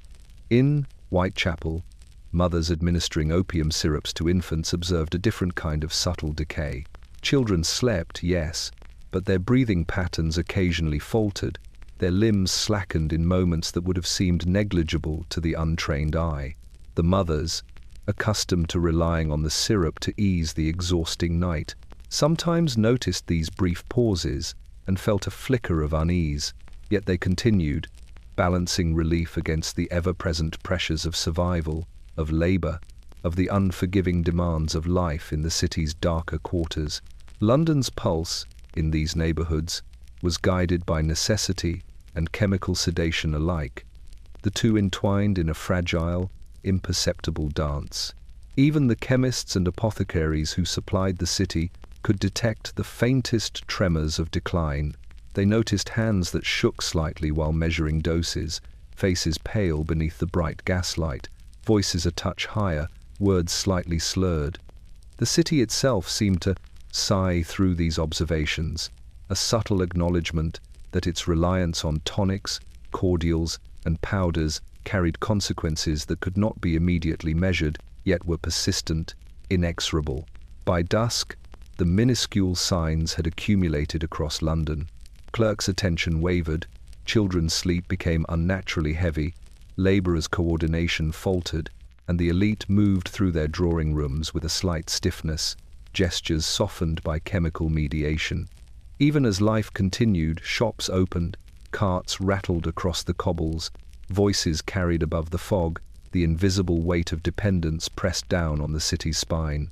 London's pulse, once artificially heightened by stimulants and syrups, now showed the faint tremor of strain, the subtle echo of compromise, and as the fog thickened, swirling along rooftops and windows, the city exhaled slowly, quietly, carrying with it the unspoken legacy of the tonics.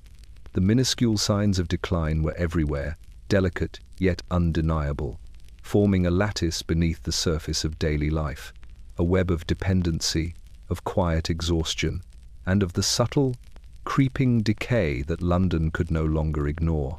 By evening, the streets of London exhaled a heavy fog that pressed against windows and street lamps alike, weaving itself into the city's architecture and inhabitants. Gaslights flickered uncertainly, casting wavering shadows across cobbled streets, slick with rain and soot. The city breathed with the rhythm of tonics and cordials, of powders and syrups, each swallow a temporary adjustment to the human pulse, each sip a subtle claim upon vitality. Yet amid this chemical dependence, A faint rumble of dissent began to stir, not from the exhausted masses who relied upon these substances, but from the powerful makers who controlled their distribution, their composition, their very presence in London. In a townhouse in Mayfair, Sir Reginald Ashcroft, a chemist of considerable repute and wealth, gathered with fellow manufacturers. The lamps on the polished mahogany table cast elongated shadows across lined faces, eyes bright but wary beneath the weight of responsibility and profit. They had watched the city consume their products for decades, watched clerks, labourers, and elites alike rely upon their tonics and powders to navigate the relentless demands of London life. But recently, whispers of consequences had reached even their insulated circles. Faint tremors in hands, paleness beneath the glow of gaslight, dependency, subtle yet pervasive, and worst of all, public murmurs of health risks and moral decay. The discussion was careful, measured, conducted in tones that hid concern behind diplomacy. Sir Reginald spoke first, voice low but commanding, resonant with authority. "Our products are trusted," he said. "They are demanded. They bring relief, clarity, and vigor to a city that would collapse without them. Yet these, reports of overuse and dependency, are beginning to circulate. We must consider how to maintain both profit and reputation." Across the table, Lady Beatrice Middleton, a proprietor of a series of apothecaries, nodded. Her hands rested on the ledger, fingers smudged with ink from careful calculation. "We cannot allow panic," she murmured. "The populace relies on us. If word spreads that the tonics are dangerous, even in small measure, trust collapses, sales falter. And yet, we must appear conscientious, or the authorities will intervene." Outside, the fog pressed against the windows, carrying the faint clatter of carts and the distant murmur of voices. London itself seemed aware of the debate within. The streets, alive with shadows and whispers, contained the countless consumers whose lives were already intertwined with these substances. From tenements to townhouses, from offices to alleys, the city's pulse was bound to the products that the powerful makers now deliberated over. In the back rooms of manufacturing houses, chemists experimented quietly, reformulating mixtures, adjusting dosages, whitening labels, polishing the gold lettering.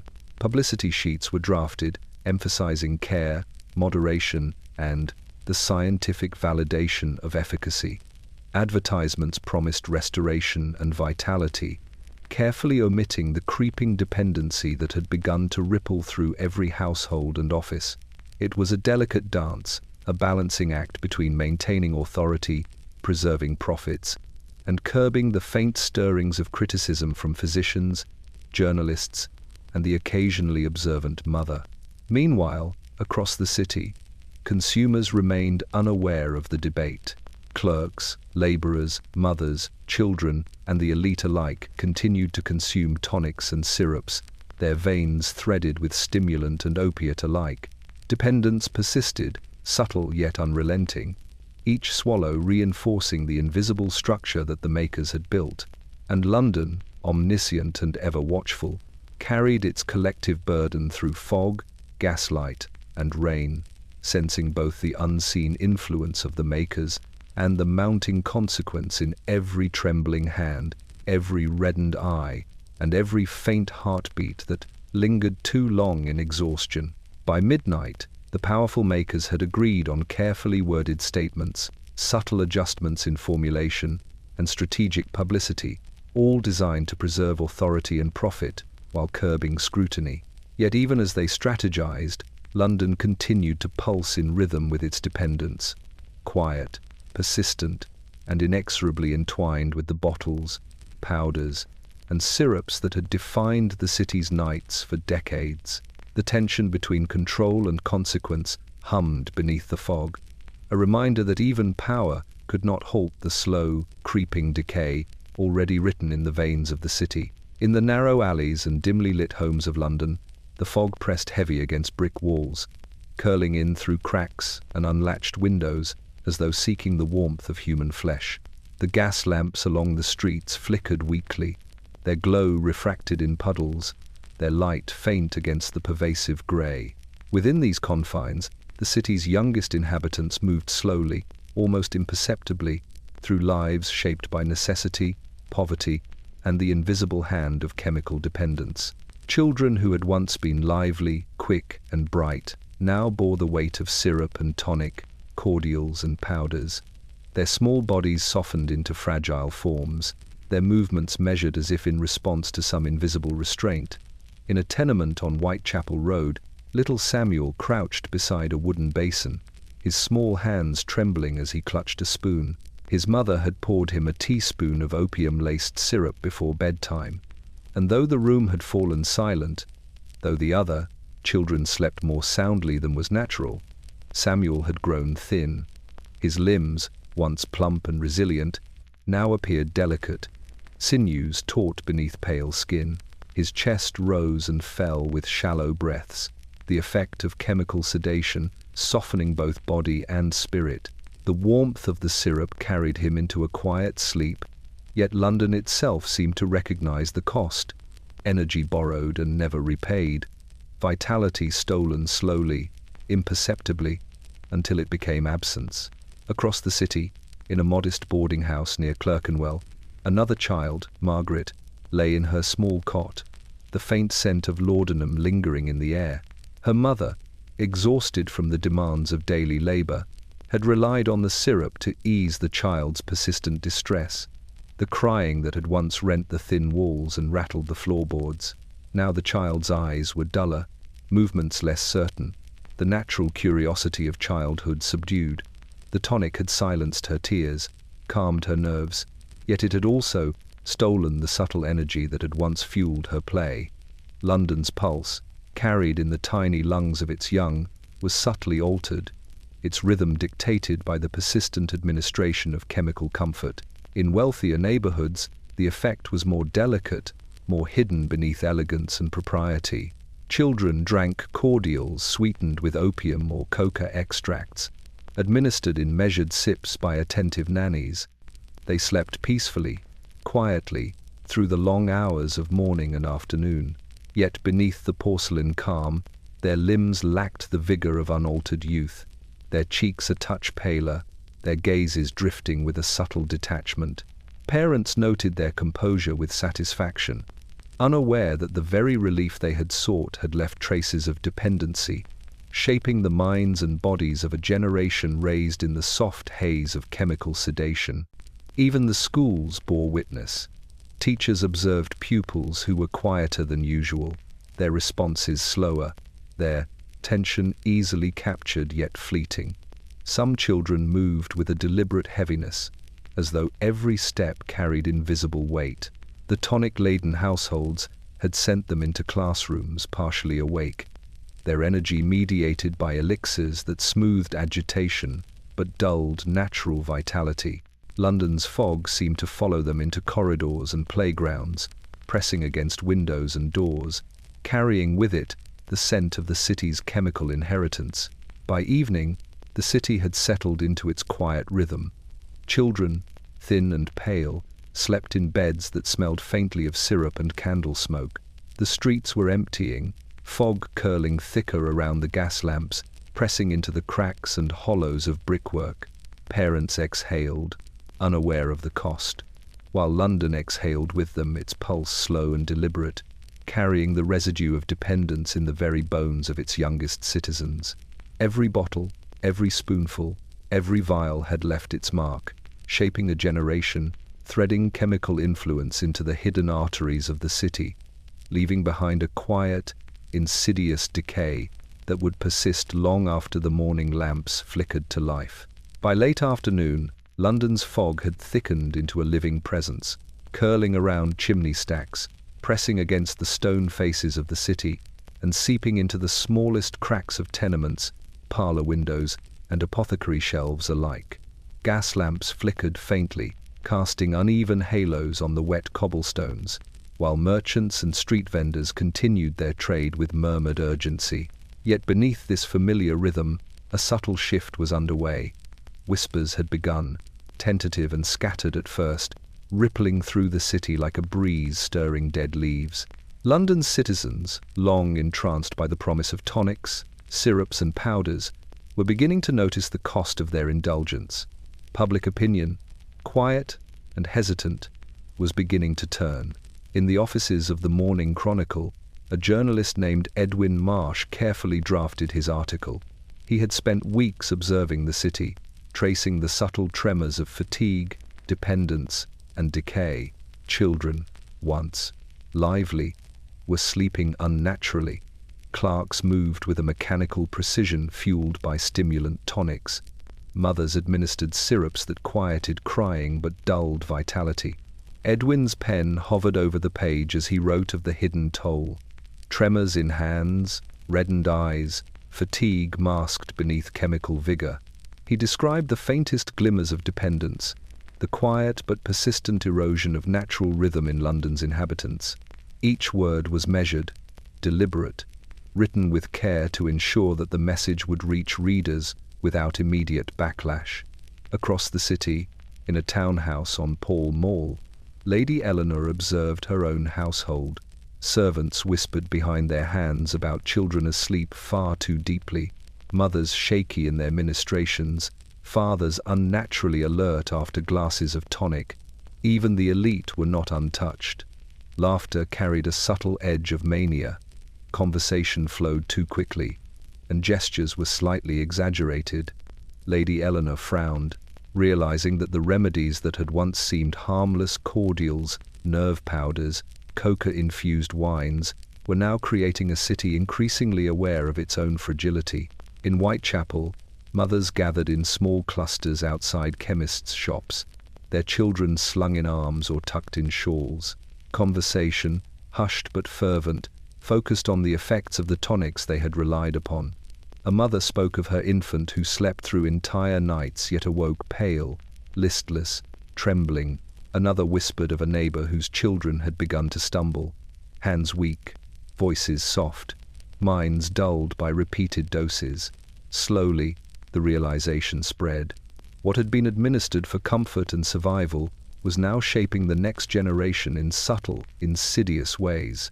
Even the apothecaries and chemists could sense the shift. Shelves remained stocked, ledgers meticulously maintained, but customers approached with hesitation. The city's whispers had begun to carry weight. Physicians had begun publishing cautious warnings, letters circulated discreetly among merchants and the elite, and journalists, like Edwin Marsh, were documenting the growing dependence that had long gone unnoticed. London's pulse, once artificially sustained by stimulant and sedative alike, was beginning to falter under the scrutiny of public consciousness. By nightfall, the turning of public opinion had reached a crescendo of quiet awareness. Newspapers hinted at risk, neighbors shared observations, and subtle unease threaded itself through households across the city. Gas lamps flickered against the creeping fog, illuminating streets that had long been guided by chemical dependence. The citizens of London moved through their routines with the faintest traces of doubt, a hesitancy that touched hands, voices, and even the tremulous rhythm of breath. And as the city exhaled beneath its thickened fog, London itself seemed to note the change. For the first time in decades, its pulse was measured not solely by the rhythm of tonics and powders, but by the subtle awareness of its citizens. A quiet reckoning had begun, invisible to the unobservant eye but palpable in the trembling hands, reddened eyes, and hesitant steps of a city slowly awakening to the consequences of its own dependence. By the early hours of dawn, London's fog had thickened into a grey, suffocating blanket, curling along the streets and alleys like a living thing. Gas lamps flickered dimly through the mist, their halos broken and uneven, casting long shadows that stretched across wet cobblestones. In the hospitals, physicians moved with quiet urgency, faces pale beneath the harsh glow of lamps and lanterns, hands trembling faintly from exhaustion and the weight of observation. They had watched the city for decades, noting the subtle tremors, the reddened eyes, the unnatural sleep, the restless energy, and the faltering vitality of its inhabitants. And now, The pattern had grown undeniable. In St. Bartholomew's, Dr. Reginald Ashworth examined a ledger thick with observations. Patient after patient had presented with the same signs: tremors in hands, irregular pulses, pallor beneath the glow of candlelight, sudden collapses, and, most troublingly, chronic dependence on tonics, syrups, and powders that had been administered by caretakers, mothers, or the patients themselves.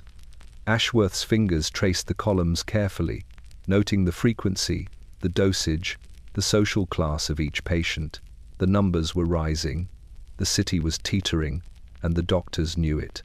Across the city, a meeting was called in a small chamber within the Royal College of Physicians. Dr. Ashworth was joined by colleagues who had observed similar trends: a young surgeon from Whitechapel, a midwife from Southwark, a chemist reluctantly aware of his own complicity. They spoke in low, urgent tones, the words carrying the weight of decades spent observing the subtle erosion of vitality across London. "It is not merely exhaustion," one surgeon said, voice trembling. "It is dependence. It is subtle, pervasive, and it spreads beneath the veneer of health and prosperity." The midwife nodded, adding softly, "Children are sleeping unnaturally deep. Mothers administer syrups without hesitation, believing it a kindness, yet the effect is cumulative. The infant's limbs grow slack, their eyes dull. We cannot ignore this." Her words hung in the room like smoke, curling toward the corners, pressing against the walls that had held the quiet urgency of countless meetings and observations before. The chemist, older and cautious, folded his hands on the table. "We have supplied these remedies for decades, under the guise of alleviating suffering," he admitted. "Yet we now see the consequences. Tonics and powders are no longer occasional relief. They are lifelines. The city relies upon them. And yet," he paused, swallowing hard, "we cannot allow reliance to become ruin." Outside, the fog pressed harder against windows, carrying the distant murmur of street life. London exhaled, aware of the subtle tremor that ran through its veins.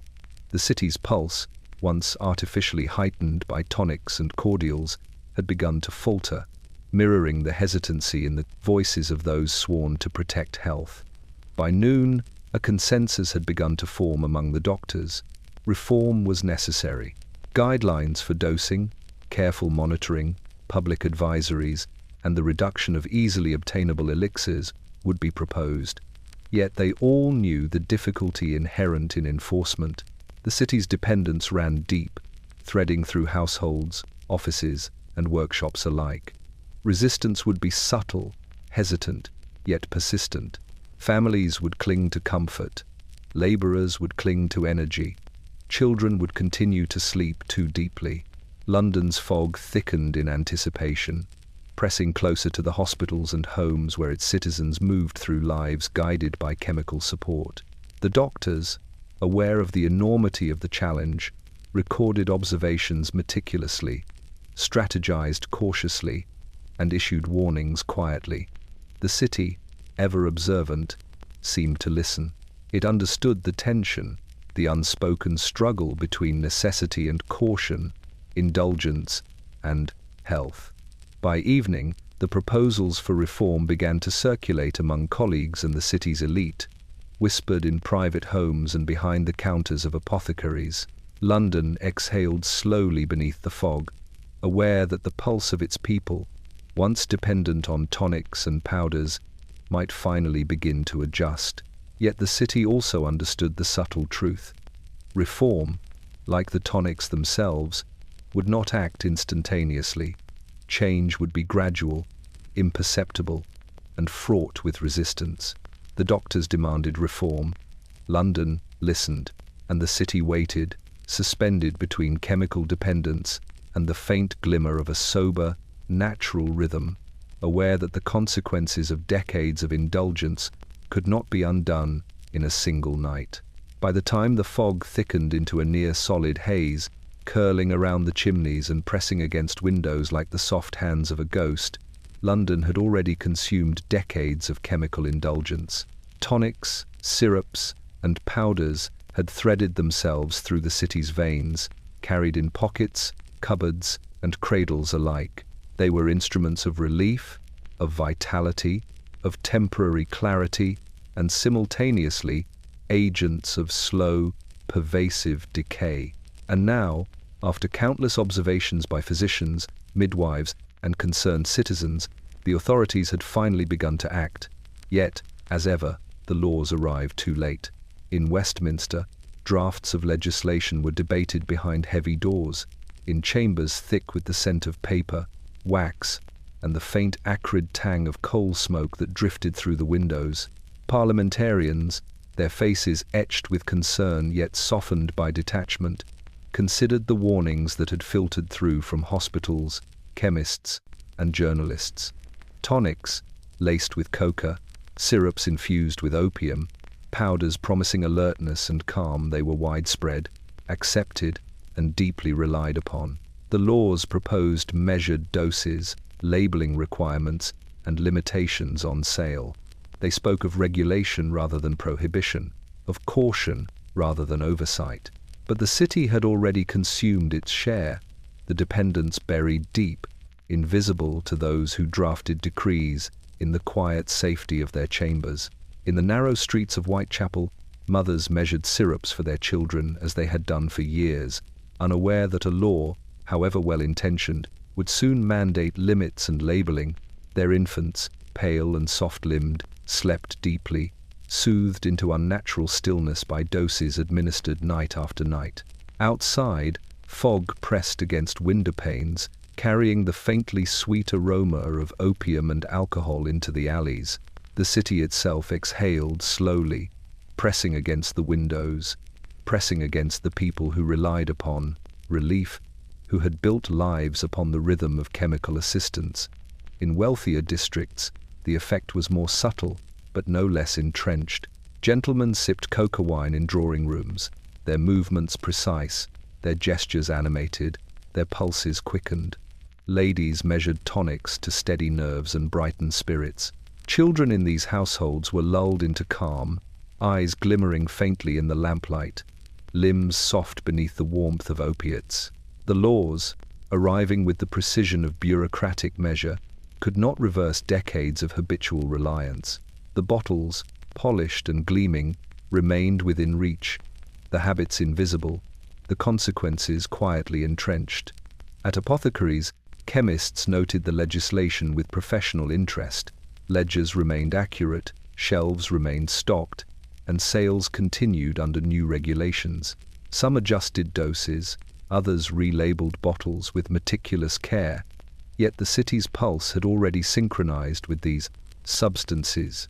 Workers, clerks, mothers, artists, and children had become dependent, their lives threaded with chemical assistance, their energy borrowed from the bottles that lined every household and shop. Regulation could slow the current, but it could not reverse the river that had already carved its path. Even physicians understood the futility of timeliness. They had documented tremors, reddened eyes, unnatural sleep, and subtle dependence for years. Their warnings, once whispered, had grown into murmurs, then cautious articles, then formal appeals to authority. Now, as the laws arrived, the city had adapted beyond enforcement. The pulse of London, the intertwined rhythm of human need and chemical influence, was too deeply embedded to be immediately corrected. By dusk, London exhaled beneath fog and gaslight, a city aware of reform yet unchanged in habit. Tonics were consumed, syrups measured, powders dissolved, and dependency persisted. The laws arrived, but the consequences had already taken hold. Subtle, pervasive, woven into the rhythm of the streets, the cadence of homes, the quiet endurance of the people. The city waited, suspended between the promise of regulation and the reality of its decades-long indulgence, knowing that recovery, if it came at all, would be slow, invisible, and incomplete. London had long been a city of shadows and smoke, of toil and dependence. The laws came too late, as the fog pressed heavier than ever, and the pulse of the nation continued in bottles, powders, and syrups, relentless, invisible, and irreversibly altered. In a narrow apothecary tucked between a shuttered bakery and a darkened cobbler's shop, the last bottle waited. Its glass was thick and faintly green, catching the light of the single flickering gas lamp like a trapped forest glow. The label, ornate and curling, promised clarity, vigor, and relief. It was the final remnant of a generation of remedies that had shaped London, threading themselves into the pulse of every household, every child, every labourer, and every clerk. Outside, fog pressed like a living thing against the windows, carrying with it the scent of coal, damp stone, and faintly sweet chemicals that had saturated the city for decades. Inside, the apothecary, a man whose fingers were ink-stained from years of ledgers and careful measurement, reached for the bottle with deliberate caution. His eyes, shadowed beneath the brim of a worn hat, lingered on it. He understood that this single vessel represented the culmination of a city's reliance, its dependence, and its quiet decay. Across the streets, children slept unnaturally deeply. Mothers rested briefly between ministrations. Clerks tapped at ledgers with unnatural precision, and labourers moved mechanically through damp alleys and factory floors. All of London's pulse had synchronized with substances now distilled into this one bottle. In a room above the apothecary's shop, a young mother prepared her child for sleep, her hands shaking faintly from fatigue and worry. She reached for a similar bottle, now nearly empty, to administer the last spoonful. The child's eyelids drooped heavily, his small chest rising and falling with a rhythm too slow for natural vitality. Relief settled over him, but it was temporary, borrowed, fragile. London itself seemed to press closer to the room, fog curling beneath the window, carrying the scent of syrup, alcohol, and opium into the quiet alleys. Elsewhere, in a townhouse in Mayfair, Lady Eleanor poured a final measure of cocoa wine for a visiting guest, her movements precise yet almost ritualistic. She had grown accustomed to the bottle's glow and the subtle warmth of the liquid coursing through her veins. The tonic had softened fatigue, heightened clarity, and smoothed conversation for decades. Now, as she held the last bottle in the house, she felt the weight of its absence looming. Every household that relied upon these remedies would soon feel a shift, a subtle faltering in the rhythm they had long taken for granted. The city's pulse was fragile, threaded through veins, lungs, and synapses by years of dependence. Clerks at offices bent over, ledgers with trembling fingers. Children in dim tenements slept under chemical sedation. Labourers staggered along the fog-laden streets with artificial energy in their veins. Mothers whispered lullabies softened by syrup. Every bottle had carried this rhythm forward, shaping bodies and minds, dictating motion, thought, and endurance. And now, as the last bottle waited on the shelf, the city itself seemed to inhale the significance, pressing the fog more heavily against rooftops, wrapping every street in dense grey consciousness. The apothecary lifted the bottle carefully, feeling its weight, feeling the cumulative history within its contents, the hopes of mothers, the perseverance of labourers, the compliance of clerks, the restless ambition of the elite. One sip could restore energy, one spoonful could quiet tears, one measure could sharpen thought. But it was also a reminder. Every dose carried cost, subtle yet inexorable, inscribed into eyes, muscles, hearts, and minds. The bottle glimmered faintly under the lamp, a silent testament to decades of indulgence, dependency, and decay. Outside, fog thickened, muffling footsteps and the distant clatter of carts. London held its breath, its pulse, intertwined with the tonics, syrups, and powders that had sustained and dulled it for decades, slowed imperceptibly, as if anticipating the absence to come. The last bottle on the shelf was more than glass and liquid. It was the final measure of a city's reliance, the quiet residue of habit and survival, and the subtle harbinger of change, inevitable yet unseen. The city exhaled softly, the fog curling tighter against windows and walls, and London waited, suspended between the comfort of its long dependence and the uncertainty of what would follow when the bottles were finally gone.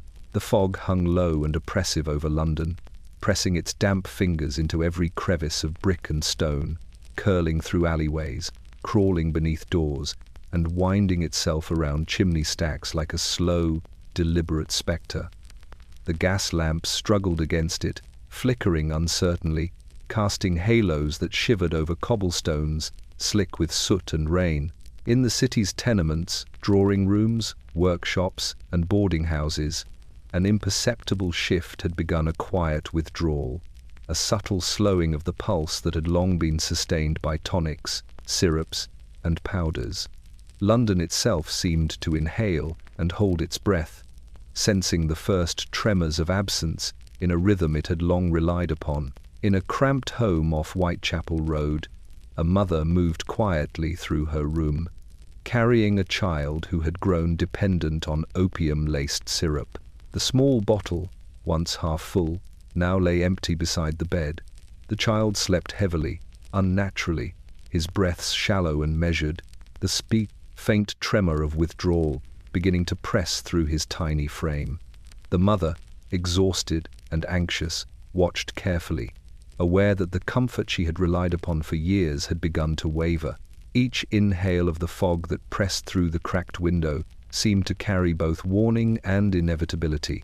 Across the river, in Holborn, clerks shuffled through office corridors, their eyes reddened and hands trembling from years of stimulant tonics taken to sustain labor beyond human endurance.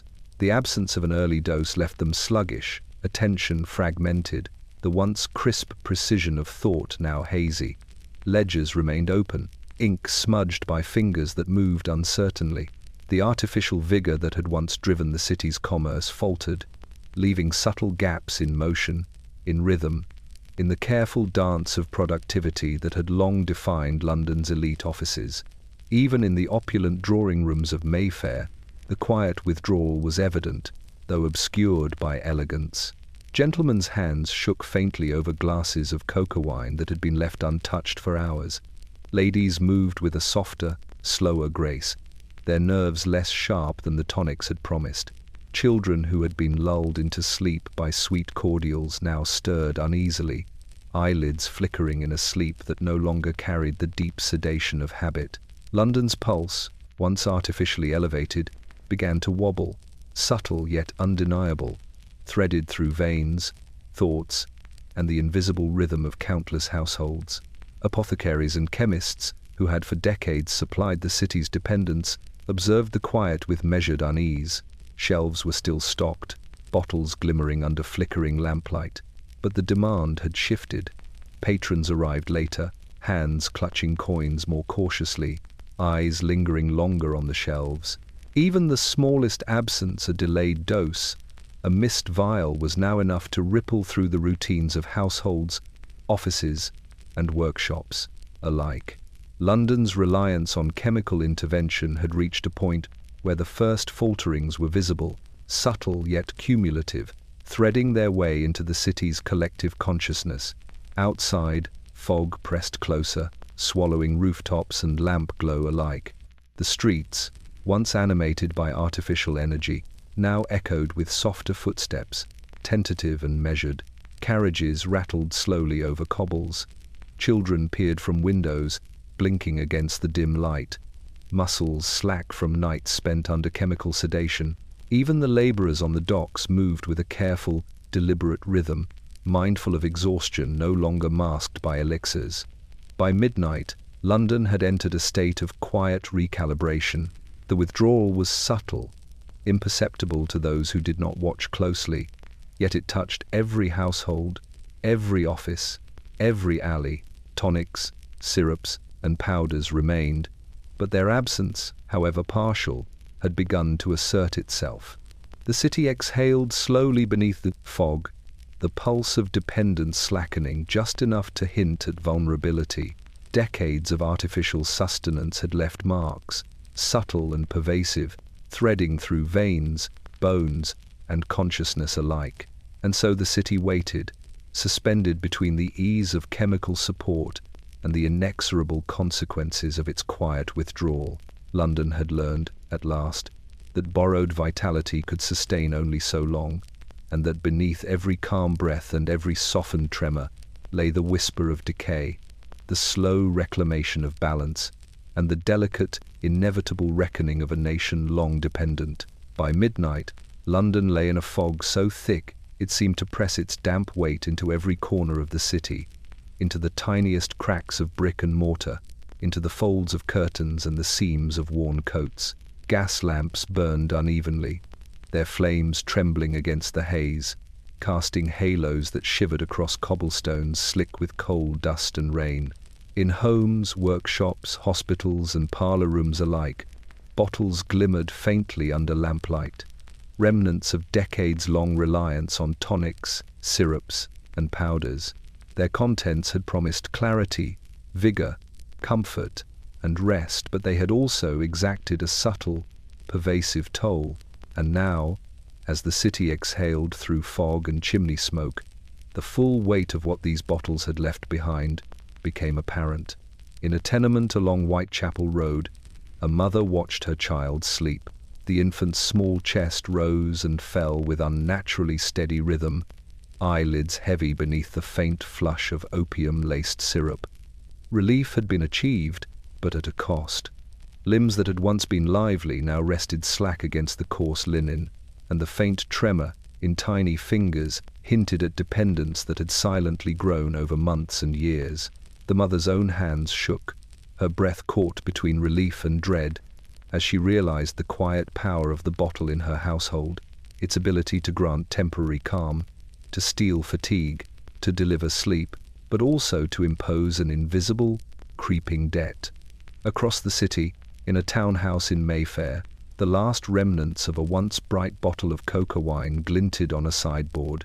Lady Beatrice Langley traced its curved glass with a gloved hand, inhaling the faint scent of alcohol and coca that lingered in the room. She had spent countless evenings under its influence, sipping to steady nerves, sharpen thought, or smooth conversation. The tonic had carried her through social obligations, letters, and receptions, giving a temporary lift to body and mind. But the effects, she realized now, were borrowed. Every moment of clarity had left subtle tremors in her hands. Every calm had dulled natural vitality. Every lift of spirits had been purchased in increments of dependence. The city itself seemed to pulse with the residue of such indulgence, fog pressing closer against windowpanes as if it, too, understood the debt accumulated over decades. Even in offices, the pattern persisted. Clerks bent over ledgers, ink smudged across fingers, eyes reddened from long hours, and repeated stimulant tonics. Their hands shook faintly, their movements precise but mechanical, as though the energy they exhibited was borrowed from the bottles, stacked in drawers or tucked into coat pockets. Every misstep, every trembling pen, every shallow breath was a subtle marker of the cumulative cost of artificial vigilance. London's pulse, once artificially elevated, now reflected the quiet fatigue left behind, a city dependent upon substances that had long since shaped its rhythm.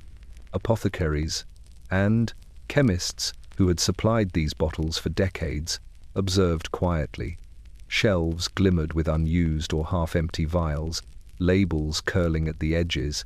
They understood the paradox.